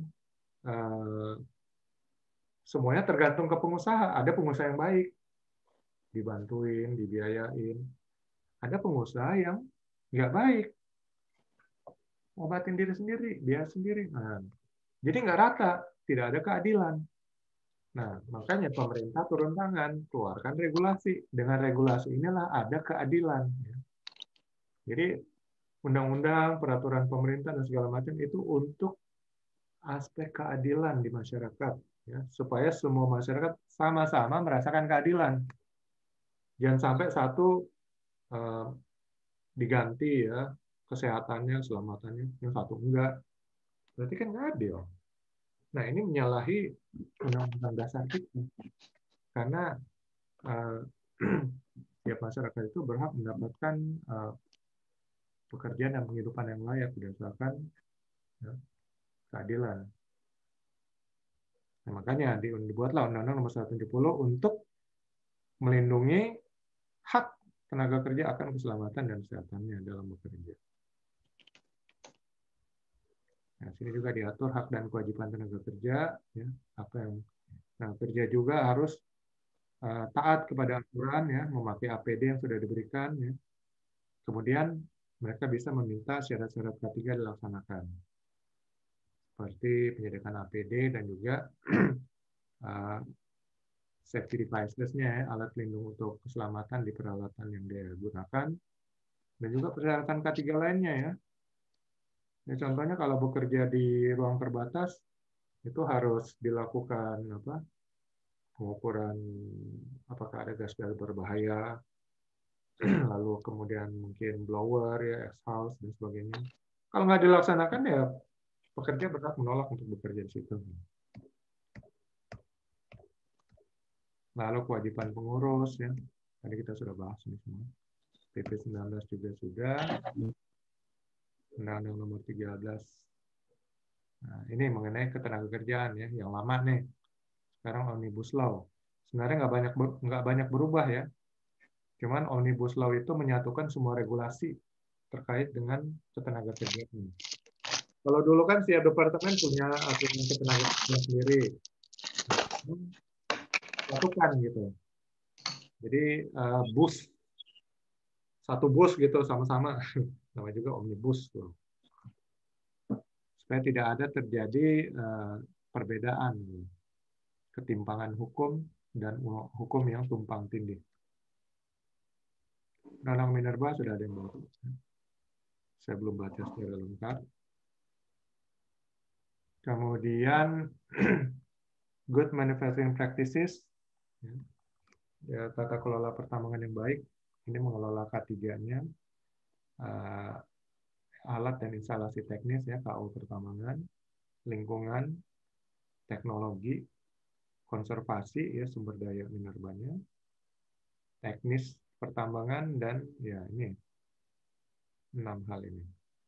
Sehingga kalau semua dikelola dengan efektif, inilah namanya good mining practices, ya, tata kelola pertambangan yang baik. Ini petunjuk untuk Undang-Undang Minerba, ya, yang lama, sekarang mungkin sudah keluar yang baru. Untuk K3 dibagi atas 4 hal, ya, keselamatan kerja, kesehatan kerja, lingkungan kerja, dan sistemnya. Lalu wewenang inspektur tambang,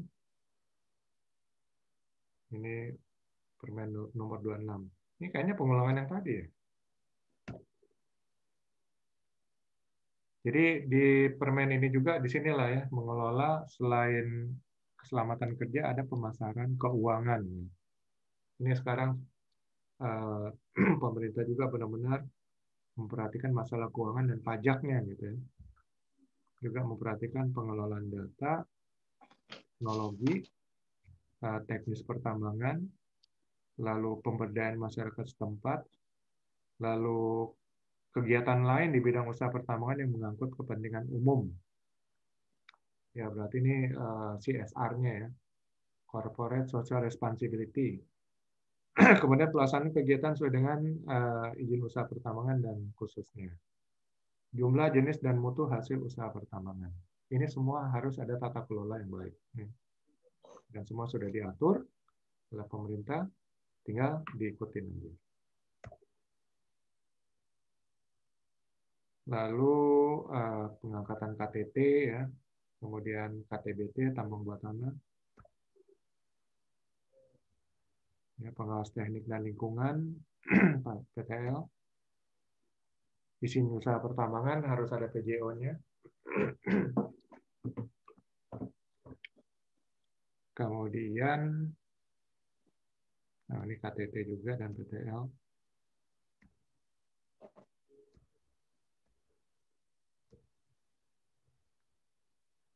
Untuk warga negara asing atau tenaga ahli asing memiliki hak sebagai berikut. Memiliki sertifikasi kompetensi sesuai dengan kelas KTT yang diajukan atau memiliki Mine Manager Certification atau sertifikat sejenis yang diterbitkan oleh negara asal dan diakui oleh Kepala Inspektur Tambang. Jadi mereka tenaga asing boleh juga, cuman ada pengakuan dari negaranya yang diakui juga oleh Indonesia, gitu. Telah mengikuti pendidikan dan pelatihan terkait peraturan perundangan dan kebijakan mengenai penerapan kaidah teknik pertambangan yang baik. Ya, jadi ikut diklat juga, ya. Dan sebenarnya mereka ini juga wajib ikut POP, POM, dan POU harusnya. Tapi kayaknya belum banyak, dan atau mungkin tenaga asing ini sudah tidak terlalu banyak lagi di bidang pertambangan karena Indonesia berusaha menasionalisasi semua perusahaan tambang asing. Korban pertamanya itu Freeport, ya. Kemudian bagi warga negara asing yang sudah disahkan sebagai KTT, maka dilanjutkan dengan lulus uji kemahiran berbahasa Indonesia dengan predikat paling kurang madya dalam jangka waktu 6 bulan. Kepala Inspektur Tambang dapat membatalkan kembali pengesahan KTT tersebut. Untuk KTT orang asing, saya pikir masih pertimbangan juga, ya, karena diharapkan dan sebenarnya diwajibkan orang Indonesia yang jadi KTT. Kemudian WKTT biasanya kebanyakan wakil KTT itu adalah juga HSE Manager ya. Sering saya ketemu wakil KTT itu HSE Manager. Lalu kalau memang operasionalnya adalah tambang bawah tanah, maka wajib memiliki seorang kepala tambang bawah tanah. Nah, kalau dia beroperasi di laut, kapal keruk, dia berarti harus memiliki kepala kapal keruk ya.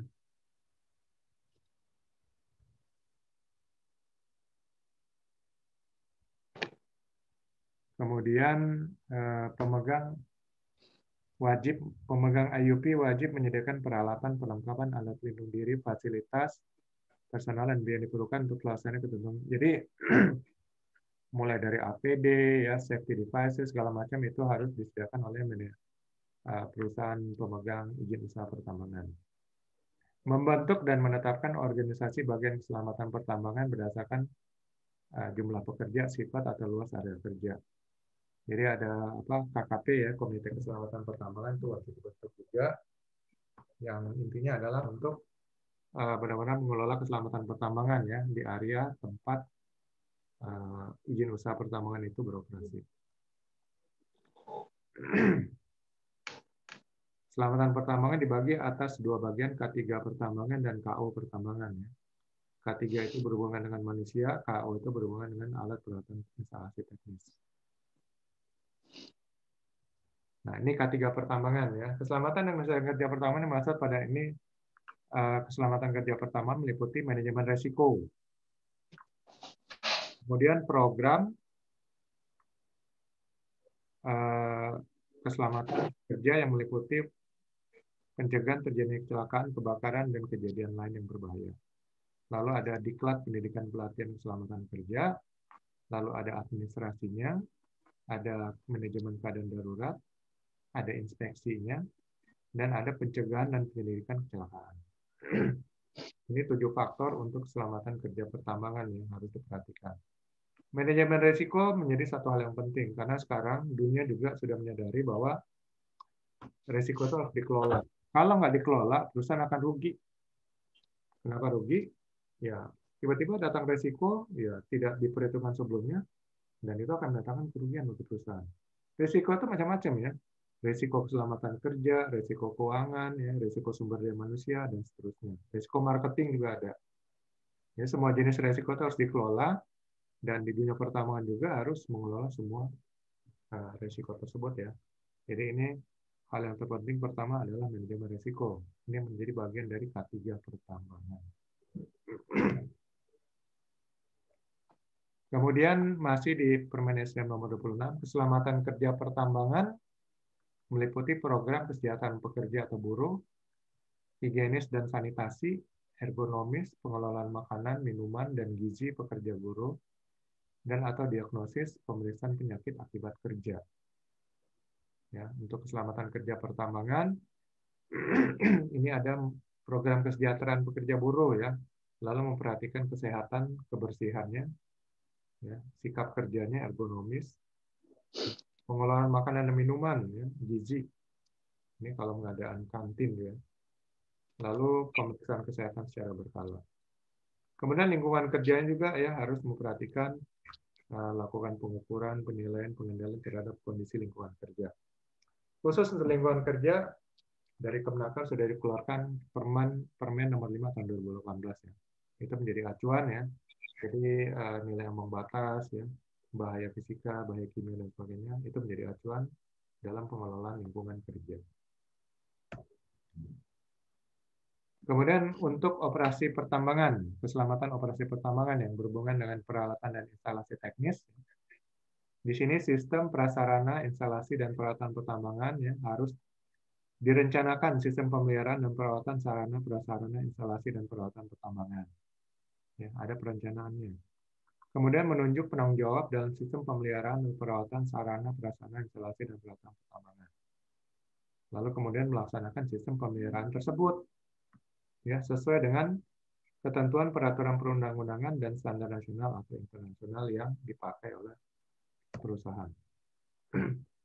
Kemudian juga berhubungan dengan pengamanan instalasi, ya, energi teknis, kelayakan sarana prasarana instalasi, lalu kemudian evaluasi laporan hasil kajian teknis pertambangan, ya, keselamatan bahan peledak dan peledakan, keselamatan fasilitas pertambangan, keselamatan eksplorasi, keselamatan tambang permukaan, tambang bawah tanah, dan kapal keruk. Ya, ini bagian daripada keselamatan operasional pertambangan. Jadi berhubungan dengan peralatannya dan instalasi teknisnya, itu benar-benar dilakukan pemeliharaan dan pengujian, ya, pemeriksaan dan pengujian. Karena kalau tidak dilakukan pemeliharaan, pemeriksaan dan pengujian, peralatan tersebut sudah tidak layak pakai, tapi masih dioperasionalkan dan akan menimbulkan dampak yang tidak diharapkan. Kemudian pemegang IUP juga wajib menerapkan sistem manajemen keselamatan pertambangan. Jadi SMKP ini wajib diterapkan, ya. Kemudian IUJP juga wajib menyusun dan menyampaikan laporan audit internal penerapan SMKP. Jadi artinya usaha jasa pertambangan juga wajib menerapkan SMKP. Kemudian usaha jasa pertambangan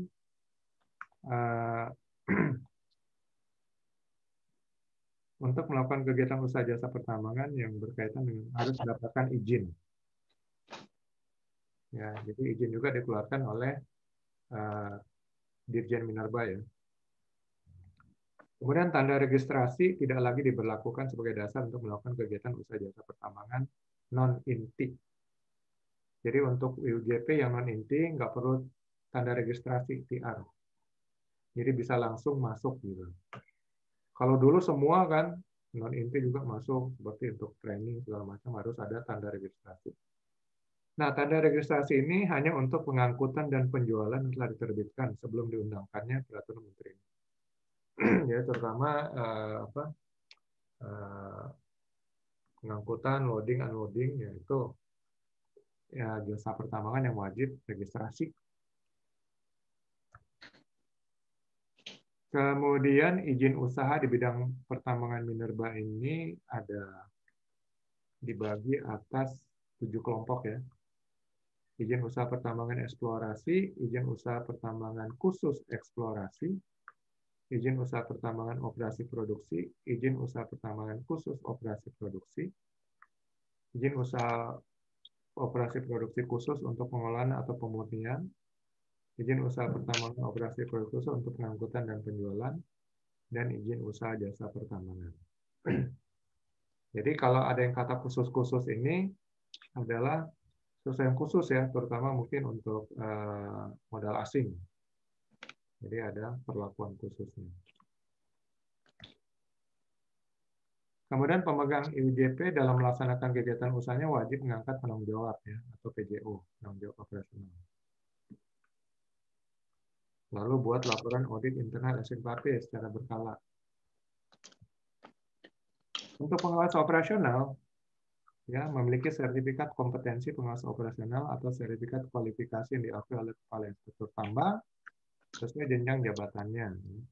Menduduki jabatan dalam divisi atau departemen operasional pertambangan dan memiliki anggota yang berada di bawahnya dan atau melakukan pengawasan terhadap divisi atau departemen lain. Jadi untuk pengawas operasional harus memiliki anak buah atau dia mengawasi suatu divisi. Kemudian tugas dan tanggung jawab pengawas operasional. Bertanggung jawab kepada KTT, ya, atau pengawas teknik dan lingkungan untuk keselamatan dan kesehatan semua pekerja tambang yang jadi bawahannya. Melaksanakan inspeksi, pemeriksaan, dan pengujian. Bertanggung jawab kepada KTT, PTL atas keselamatan, kesehatan, dan kesejahteraan dari semua orang yang ditugaskan kepadanya. Membuat dan menandatangani laporan pemeriksaan, inspeksi, dan pengujian. Jadi pengawas operasional nanti akan melakukan pemeriksaan, inspeksi, dan pengujian. Nah, berarti nanti agak sedikit tumpang tindih kalau menurut saya nih, ya. Nanti ada pengawas teknik. Kenapa bukan pengawas teknik yang melakukan pemeriksaan, inspeksi, dan pengujian? Karena ini berhubungan dengan alat dan instalasi teknis. Ya. Tapi diaturnya gini ya, oke lah, kita ikutin aja. Kemudian pengawas teknis, ya, memiliki sertifikat kompetensi pengawas teknis sesuai dengan bidang pekerjaannya. memiliki kewenangan dan bertanggung jawab terhadap suatu peralatan, permesinan, dan kelistrikan. Lalu syarat lain yang ditentukan oleh KTT atau PTL sesuai dengan kebutuhan kegiatan operasional tambang.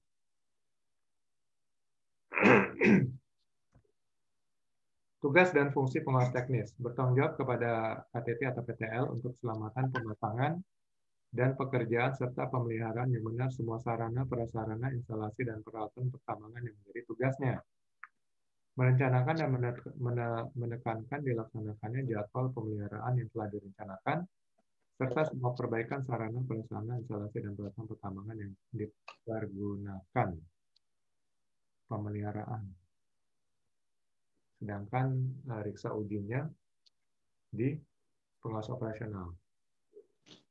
Oke. Mengawasi dan meriksa semua sarana, ya, prasarana, instalasi, menjamin bahwa semuanya itu sudah dilaksanakan penyelidikan, pemeriksaan, dan pengujian sarana, instalasi, dan peralatan pertambangan. Jadi hanya menjamin kalau pengawas teknis yang melakukan riksa uji, pengawas operasional. Kemudian melaksanakan penyelidikan, pemeriksaan, dan pengujian. Loh, ini melaksanakan juga. Makanya saya bilang tadi tumpang tindih dengan pengawas operasional. Kemudian membuat dan menandatangani laporan dan penyelidikan, pemeriksaan, dan pengujian sarana. Menandatangani juga. Berarti dua-duanya nih membuat riksa uji. Ini kecelakaan tambang sudah kita bahas, ya, saudara. Pendidikan dan pelatihan, ya, diberikan kepada pekerja baru, berarti training induksi. Kemudian kepada pekerja tambang untuk tugas baru, pelatihan untuk menghadapi bahaya, dan pelatihan penyegaran tahunan, ya, refreshing. Pelaksanaan pendidikan dan pelatihan sesuai dengan kegiatan, jenis, dan risiko pekerjaan. Jadi kalau nggak ada hubungannya, nggak usah dikasih pelatihan. Jadi pelatihannya ada hubungan dengan pekerjaan dan risiko pekerjaan. Ini buku tambang, sudah kita bahas tadi. Manajemen keadaan darurat. Meliputi identifikasi dan penilaian potensi keadaan darurat. Ya, nanti masing-masing perusahaan, Bapak, apakah jasa pertambangan atau IUP, ya, melakukan identifikasi dan penilaian potensi keadaan darurat apa yang mungkin terjadi di tempat kerja Bapak sekalian. Lalu bagaimana pencegahannya, kemudian kesiapsiagaannya, responnya, ya, dan pemulihan. Jadi ini semua fase, ya. Pertama identifikasi dulu, lalu lakukan tindakan pencegahan, kemudian tetap siap siaga, ya, walaupun sudah pencegahan. Lalu kalau terjadi segera direspon. Kemudian setelah semua terkendali baru dipulihkan. Oke, semua mengenai dasar hukum. Mirip-mirip sih dengan tanggung jawab POM. Oke, silakan kalau ada yang ingin ditanyakan atau ditambahkan. Anwar, Pak. Ya, silakan. Pak, untuk pengawas teknis ini, kalau ada ininya Pak, contoh-contoh pekerjaan di lapangan atau bidang-bidangnya, atau mungkin nanti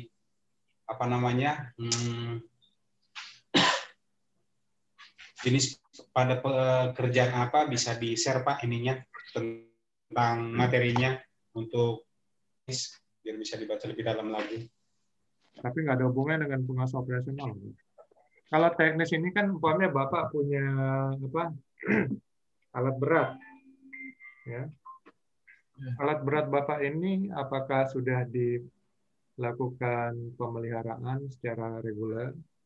Nah, itu pengawas teknis akan lihat. Ya, mungkin umpamanya 3 bulan sekali. Ya. Jadi unit-unit mana, nomornya segala macam, ini nanti pengawas teknis yang lihat. Jadi kalau belum dilakukan pemeliharaan rutin, sudah lewat waktunya, pengawas teknis akan bilang, ini nggak boleh dioperasikan dulu, harus dilakukan pemeliharaan. Itu contohnya, itu kan tugas dari pengawas teknis. Nah, kalau pengawas operasional itu memperhatikan operatornya. Operatornya ini apakah sudah kompeten, ya, kemudian tugasnya bagaimana, ya, apa schedule shift-nya segala macam. Jangan sampai dia double shift ya, berarti nanti bisa kena fatigue dan sebagainya. Nah, itu pengawas operasional. Jadi bedanya itu Pak ya. Yang satu fokusnya ke alatnya, yang satu fokus ke orangnya. Nah, nanti kalau Bapak mau jadi pengawas teknis ya benar-benar harus menguasai hal teknis. Ya, spesifikasi dari alat beratnya apa aja ya. Kemudian suku cadangnya apa aja. Itu harus Bapak kuasain. Hal-hal seperti itu, Pak. Oke, paham. Oke. Ada yang lain mau tanya? Ya, saya makasih Pak. Nah, silakan. Mas Manat. Ya Pak. Suaranya bergema ya. Saya ya, mana ya? Mungkin berdekatan kali dengan temannya. Iya, terlalu ini. Coba di-mute lah. Boy, coba mute, Boy. Ya, dekat memang, Pak. Ya.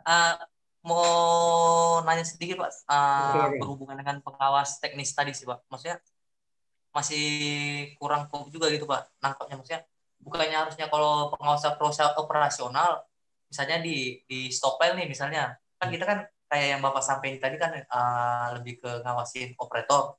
Nah, kan kita ngawasin operator kan kita juga memastikan bahwasanya mereka misalnya melakukan P2H misalnya untuk pengecekan unit dan apa itu sudah maksudnya jadi seakan-akan ngerangkap tuh pengawas operasional dia ngawasin operasional dan secara nggak langsung mengawasi teknis si fisik si unitnya tadi gitu. Oh gitu. Jadi gini, kan yang kita awasin operatornya. Plus tugas tanggung jawab operator. Tugas tanggung jawab operator juga akan melakukan pemeriksaan harian P2H. Ya, dia memeriksa sebelum melaksanakan pekerjaannya, dia meriksa secara visual aja semua kondisi peralatannya baik ya. Ini merupakan peraturan SOP prosedur ya. Jadi SOP prosedur yang harus dilaksanakan oleh operator. Sehingga itulah tugas operator. Nah, pengawas operasional mengawasi operator beserta tugas tanggung jawabnya. Kalau pengawas teknis mengawasi teknisi, mekanik, selesai tugas tanggung jawabnya juga. Ya. Jadi ada pembagian tugasnya lah, supaya tidak tumpang tindih. Jadi jangan sampai nanti Bapak ngawasin hal yang berhubungan dengan teknis, sedangkan pengawas teknis mengawasi hal yang berhubungan dengan operasional. Jadi tumpang tindih, ntar malah berantem di lapangan. Gitu. Jadi memang supaya clear, semuanya dijelaskan di job description. Nah, job desk inilah yang memang memisahkan apa sih yang menjadi tugas spesifik pengawas operasional. Lalu mungkin ada bagian-bagian abu-abu yang bersinggungan dengan pengawas teknis, yaitu nanti benar-benar diatur supaya jangan sampai wewenang pengawas teknis diambil alih oleh pengawas operasional. Gitu. Ya itu tinggal pengaturan internal aja Pak. Kalau pemerintah kan hanya mengatur secara umum. Ini loh ada pengawas operasional, ada pengawas teknis. Di lapangannya masing-masing perusahaan, gimana caranya supaya nggak terjadi tumpang tindih, terjadi benturan. Ya. Jadi tugas perusahaan adalah menerjemahkan, menafsirkan peraturan perundangan pemerintah, lalu menerapkannya dengan efektif di tempat kerjanya. Ya pemerintah sih nggak mau tahu, lo mau terjadi tumpang tindih ya, berarti kalian sendiri yang nggak beres ngaturnya kan. Kenapa perusahaan lain bisa, kok kalian nggak bisa gitu. Nah itu nanti jadi bahan pemerintah untuk menjudge perusahaan yang tidak mampu mengatur, menerapkan, menafsirkan regulasi peraturan perundang-undangan. Jadi sebelum peraturan perundang-undangan itu diterapkan, itu ada tim dulu menafsirkannya. Jangan sampai salah penafsiran, akhirnya penerapannya nggak tepat. Gitu. Nah makanya regulasi peraturan perundangan, apalagi sekarang undang-undang Minerba itu kan panjang. Itu benar-benar harus dipelajari, diambil intisarinya, kemudian yang bisa diterapkan di perusahaan apa aja, dan itu kemudian dikelola lagi, jangan sampai salah tafsir. Jadi harus dibentuk satu tim dulu Pak untuk menafsirkan regulasi. Karena kalau hanya apa PJO-nya atau KTT yang menafsirkan bisa aja salah. Karena PJO atau KTT itu belum tentu dia kan manusia. Manusia bisa aja melakukan kesalahan. Tapi kalau kita satu tim, ada yang saling mengingatkan. Oh ini kayaknya nggak benar nih begini nih. Jadi harus benar-benar satu tim ya, brainstorming. Oke, itu aja yang bisa saya jawab, Pak. Yang lain Oke, ada pertanyaan? saya makasih Pak. Oke, sama. Dari Ansarudin, Pak. Pak Saragi, silakan. Ya. Menyangkut tentang Ini pengawasan Bapak terhadap nih, operasional mukanya nggak kelihatan ya? Ya, Pak. Lagi jerawatan. Ya, Lagi jerawatan. Takut dilihat. saya. Enggak lah. Ya, tentang pengawasan operasional jam kerja karyawan. Tadi sempat disinggung. Sejauh mana kita menilai seorang tupatik sehingga kita harus menjustifikasi jam kerja, atau ada acuan karena selama ini kan perusahaan itu banyak ngatur, kadang perusahaan tambang itu banyak ngatur, ada yang 3 bulan, ada justru yang ada 4 bulan, ada yang 6 bulan kerja, ada yang 3 bulan non-stop kerja. Nah, gimana? Oke. Acuan-acuannya itu yang kita harus lihat dulu. Nah, kalau soal jam kerja, kalau jam kerja secara umum menurut Kemenaker adalah 8 jam sehari dan 40 jam seminggu. Jadi kalau 5 hari kerja berarti 8 jam. Kalau 6 hari kerja berarti bisa 7 jam, hari Sabtu 5 jam. Nah, yang penting seminggu 40 jam, itu umum. Untuk pertambangan mereka dapat kompensasi khusus, jadi mereka bisa mengatur jam kerjanya. Cuman harus ada kompensasi ya. Jadi setiap umpamanya sehari 12 jam kerja, itu dari 40 jam kerja itu harus diberikan istirahat 1 hari. Jadi nanti dihitung, umpamanya terus-menerus sekian, itu berarti jam istirahatnya berapa? Mau dibikin terus-menerus selama 3 bulan, berarti nanti jam off-nya itu berapa hari ya. Nah, itu sudah ada ketentuannya Pak, tinggal dihitung aja. Bapak kalau terus-menerus selama 6 bulan, berarti dapat off-nya kira-kira mungkin sebulan juga gitu. Ada Pak? Kalau selama ini kan on roster kan begitu, kadang 62, 82. Ada. Tapi nah, kan nanti mereka setelah mereka menentukan itu, masing-masing perusahaan kan diberi wewenang, mereka minta persetujuan Dinas Tenaga Kerja setempat dan Dinas SDM setempat untuk jam kerjanya. Ya. Nah, setelah disahkan, mereka bisa laksanakan.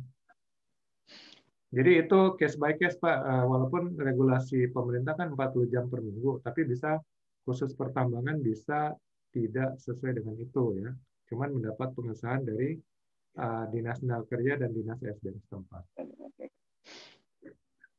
Yang kedua, itu PJO dengan KTT itu bedanya di mana, Pak? Kadang ada perusahaan yang ada KTT-nya sudah angkat lagi PJO, penanggung jawab operasional. Atau memang satu atau gimana? Kalau KTT itu pemimpin untuk perusahaan yang mendapat izin usaha produksi ya, IUP. Jadi yang mendapat izin usaha IUP-nya itu KTT. Nah, setelah mendapat itu kan perusahaan ini mungkin mengajak para kontraktor ya. Nah, kontraktor inilah usaha jasa pertambangan. Nah, para kontraktor inilah pemimpinnya disebut PJO, penanggung jawab operasional. Gitu, Pak. Kalau bukan kontraktor berarti tidak ada PJO-nya ya? Kadang ada juga yang melakukan demikian. Kadang untuk wilayah tertentu dikasih PJO, penanggung jawab operasional, bagian biasanya port atau bagian tambang gitu kan. Atau kalau IUJP harus wajib punya PJO ya, kecuali PJO itu IUJP. Dia bukan IUJP, mungkin hanya supplier barang atau apa. Itu nggak perlu karena dia nggak beroperasi di area tambang.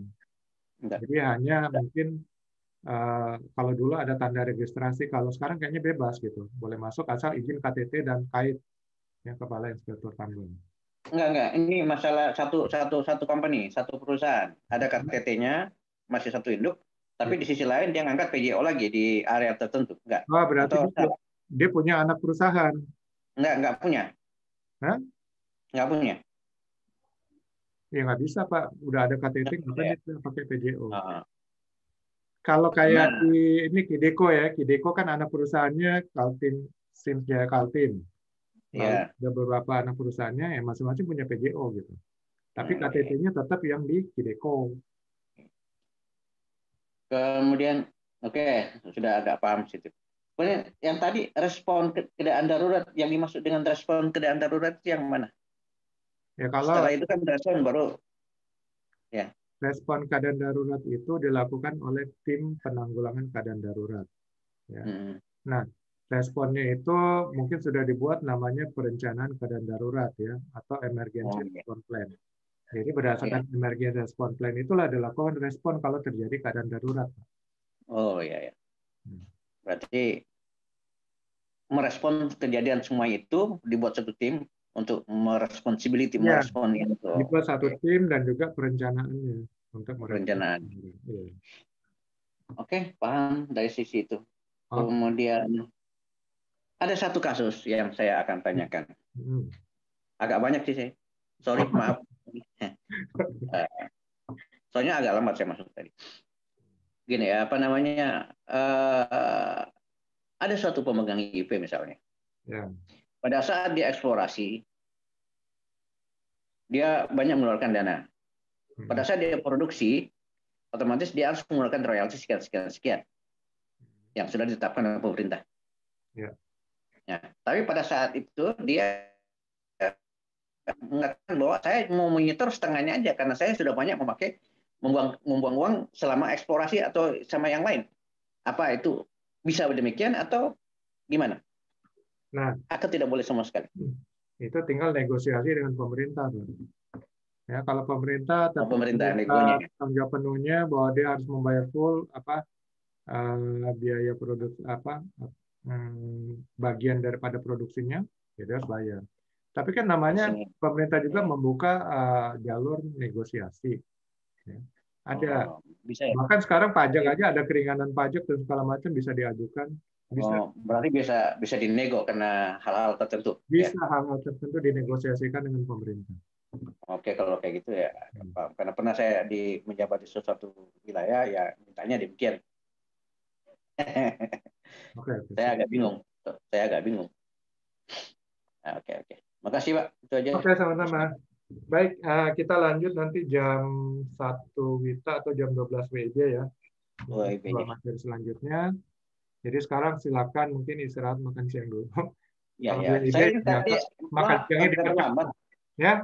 Gimana Pak? Karena saya kan di WIB, saya kira tadi enggak lihat ya. Maksudnya 9:30 baru saya buka. Loh, kok sudah mulai? Iya. Ya, Oke, terima kasih Bapak. Selamat siang. Ketemu lagi jam. Selamat siang. Oke.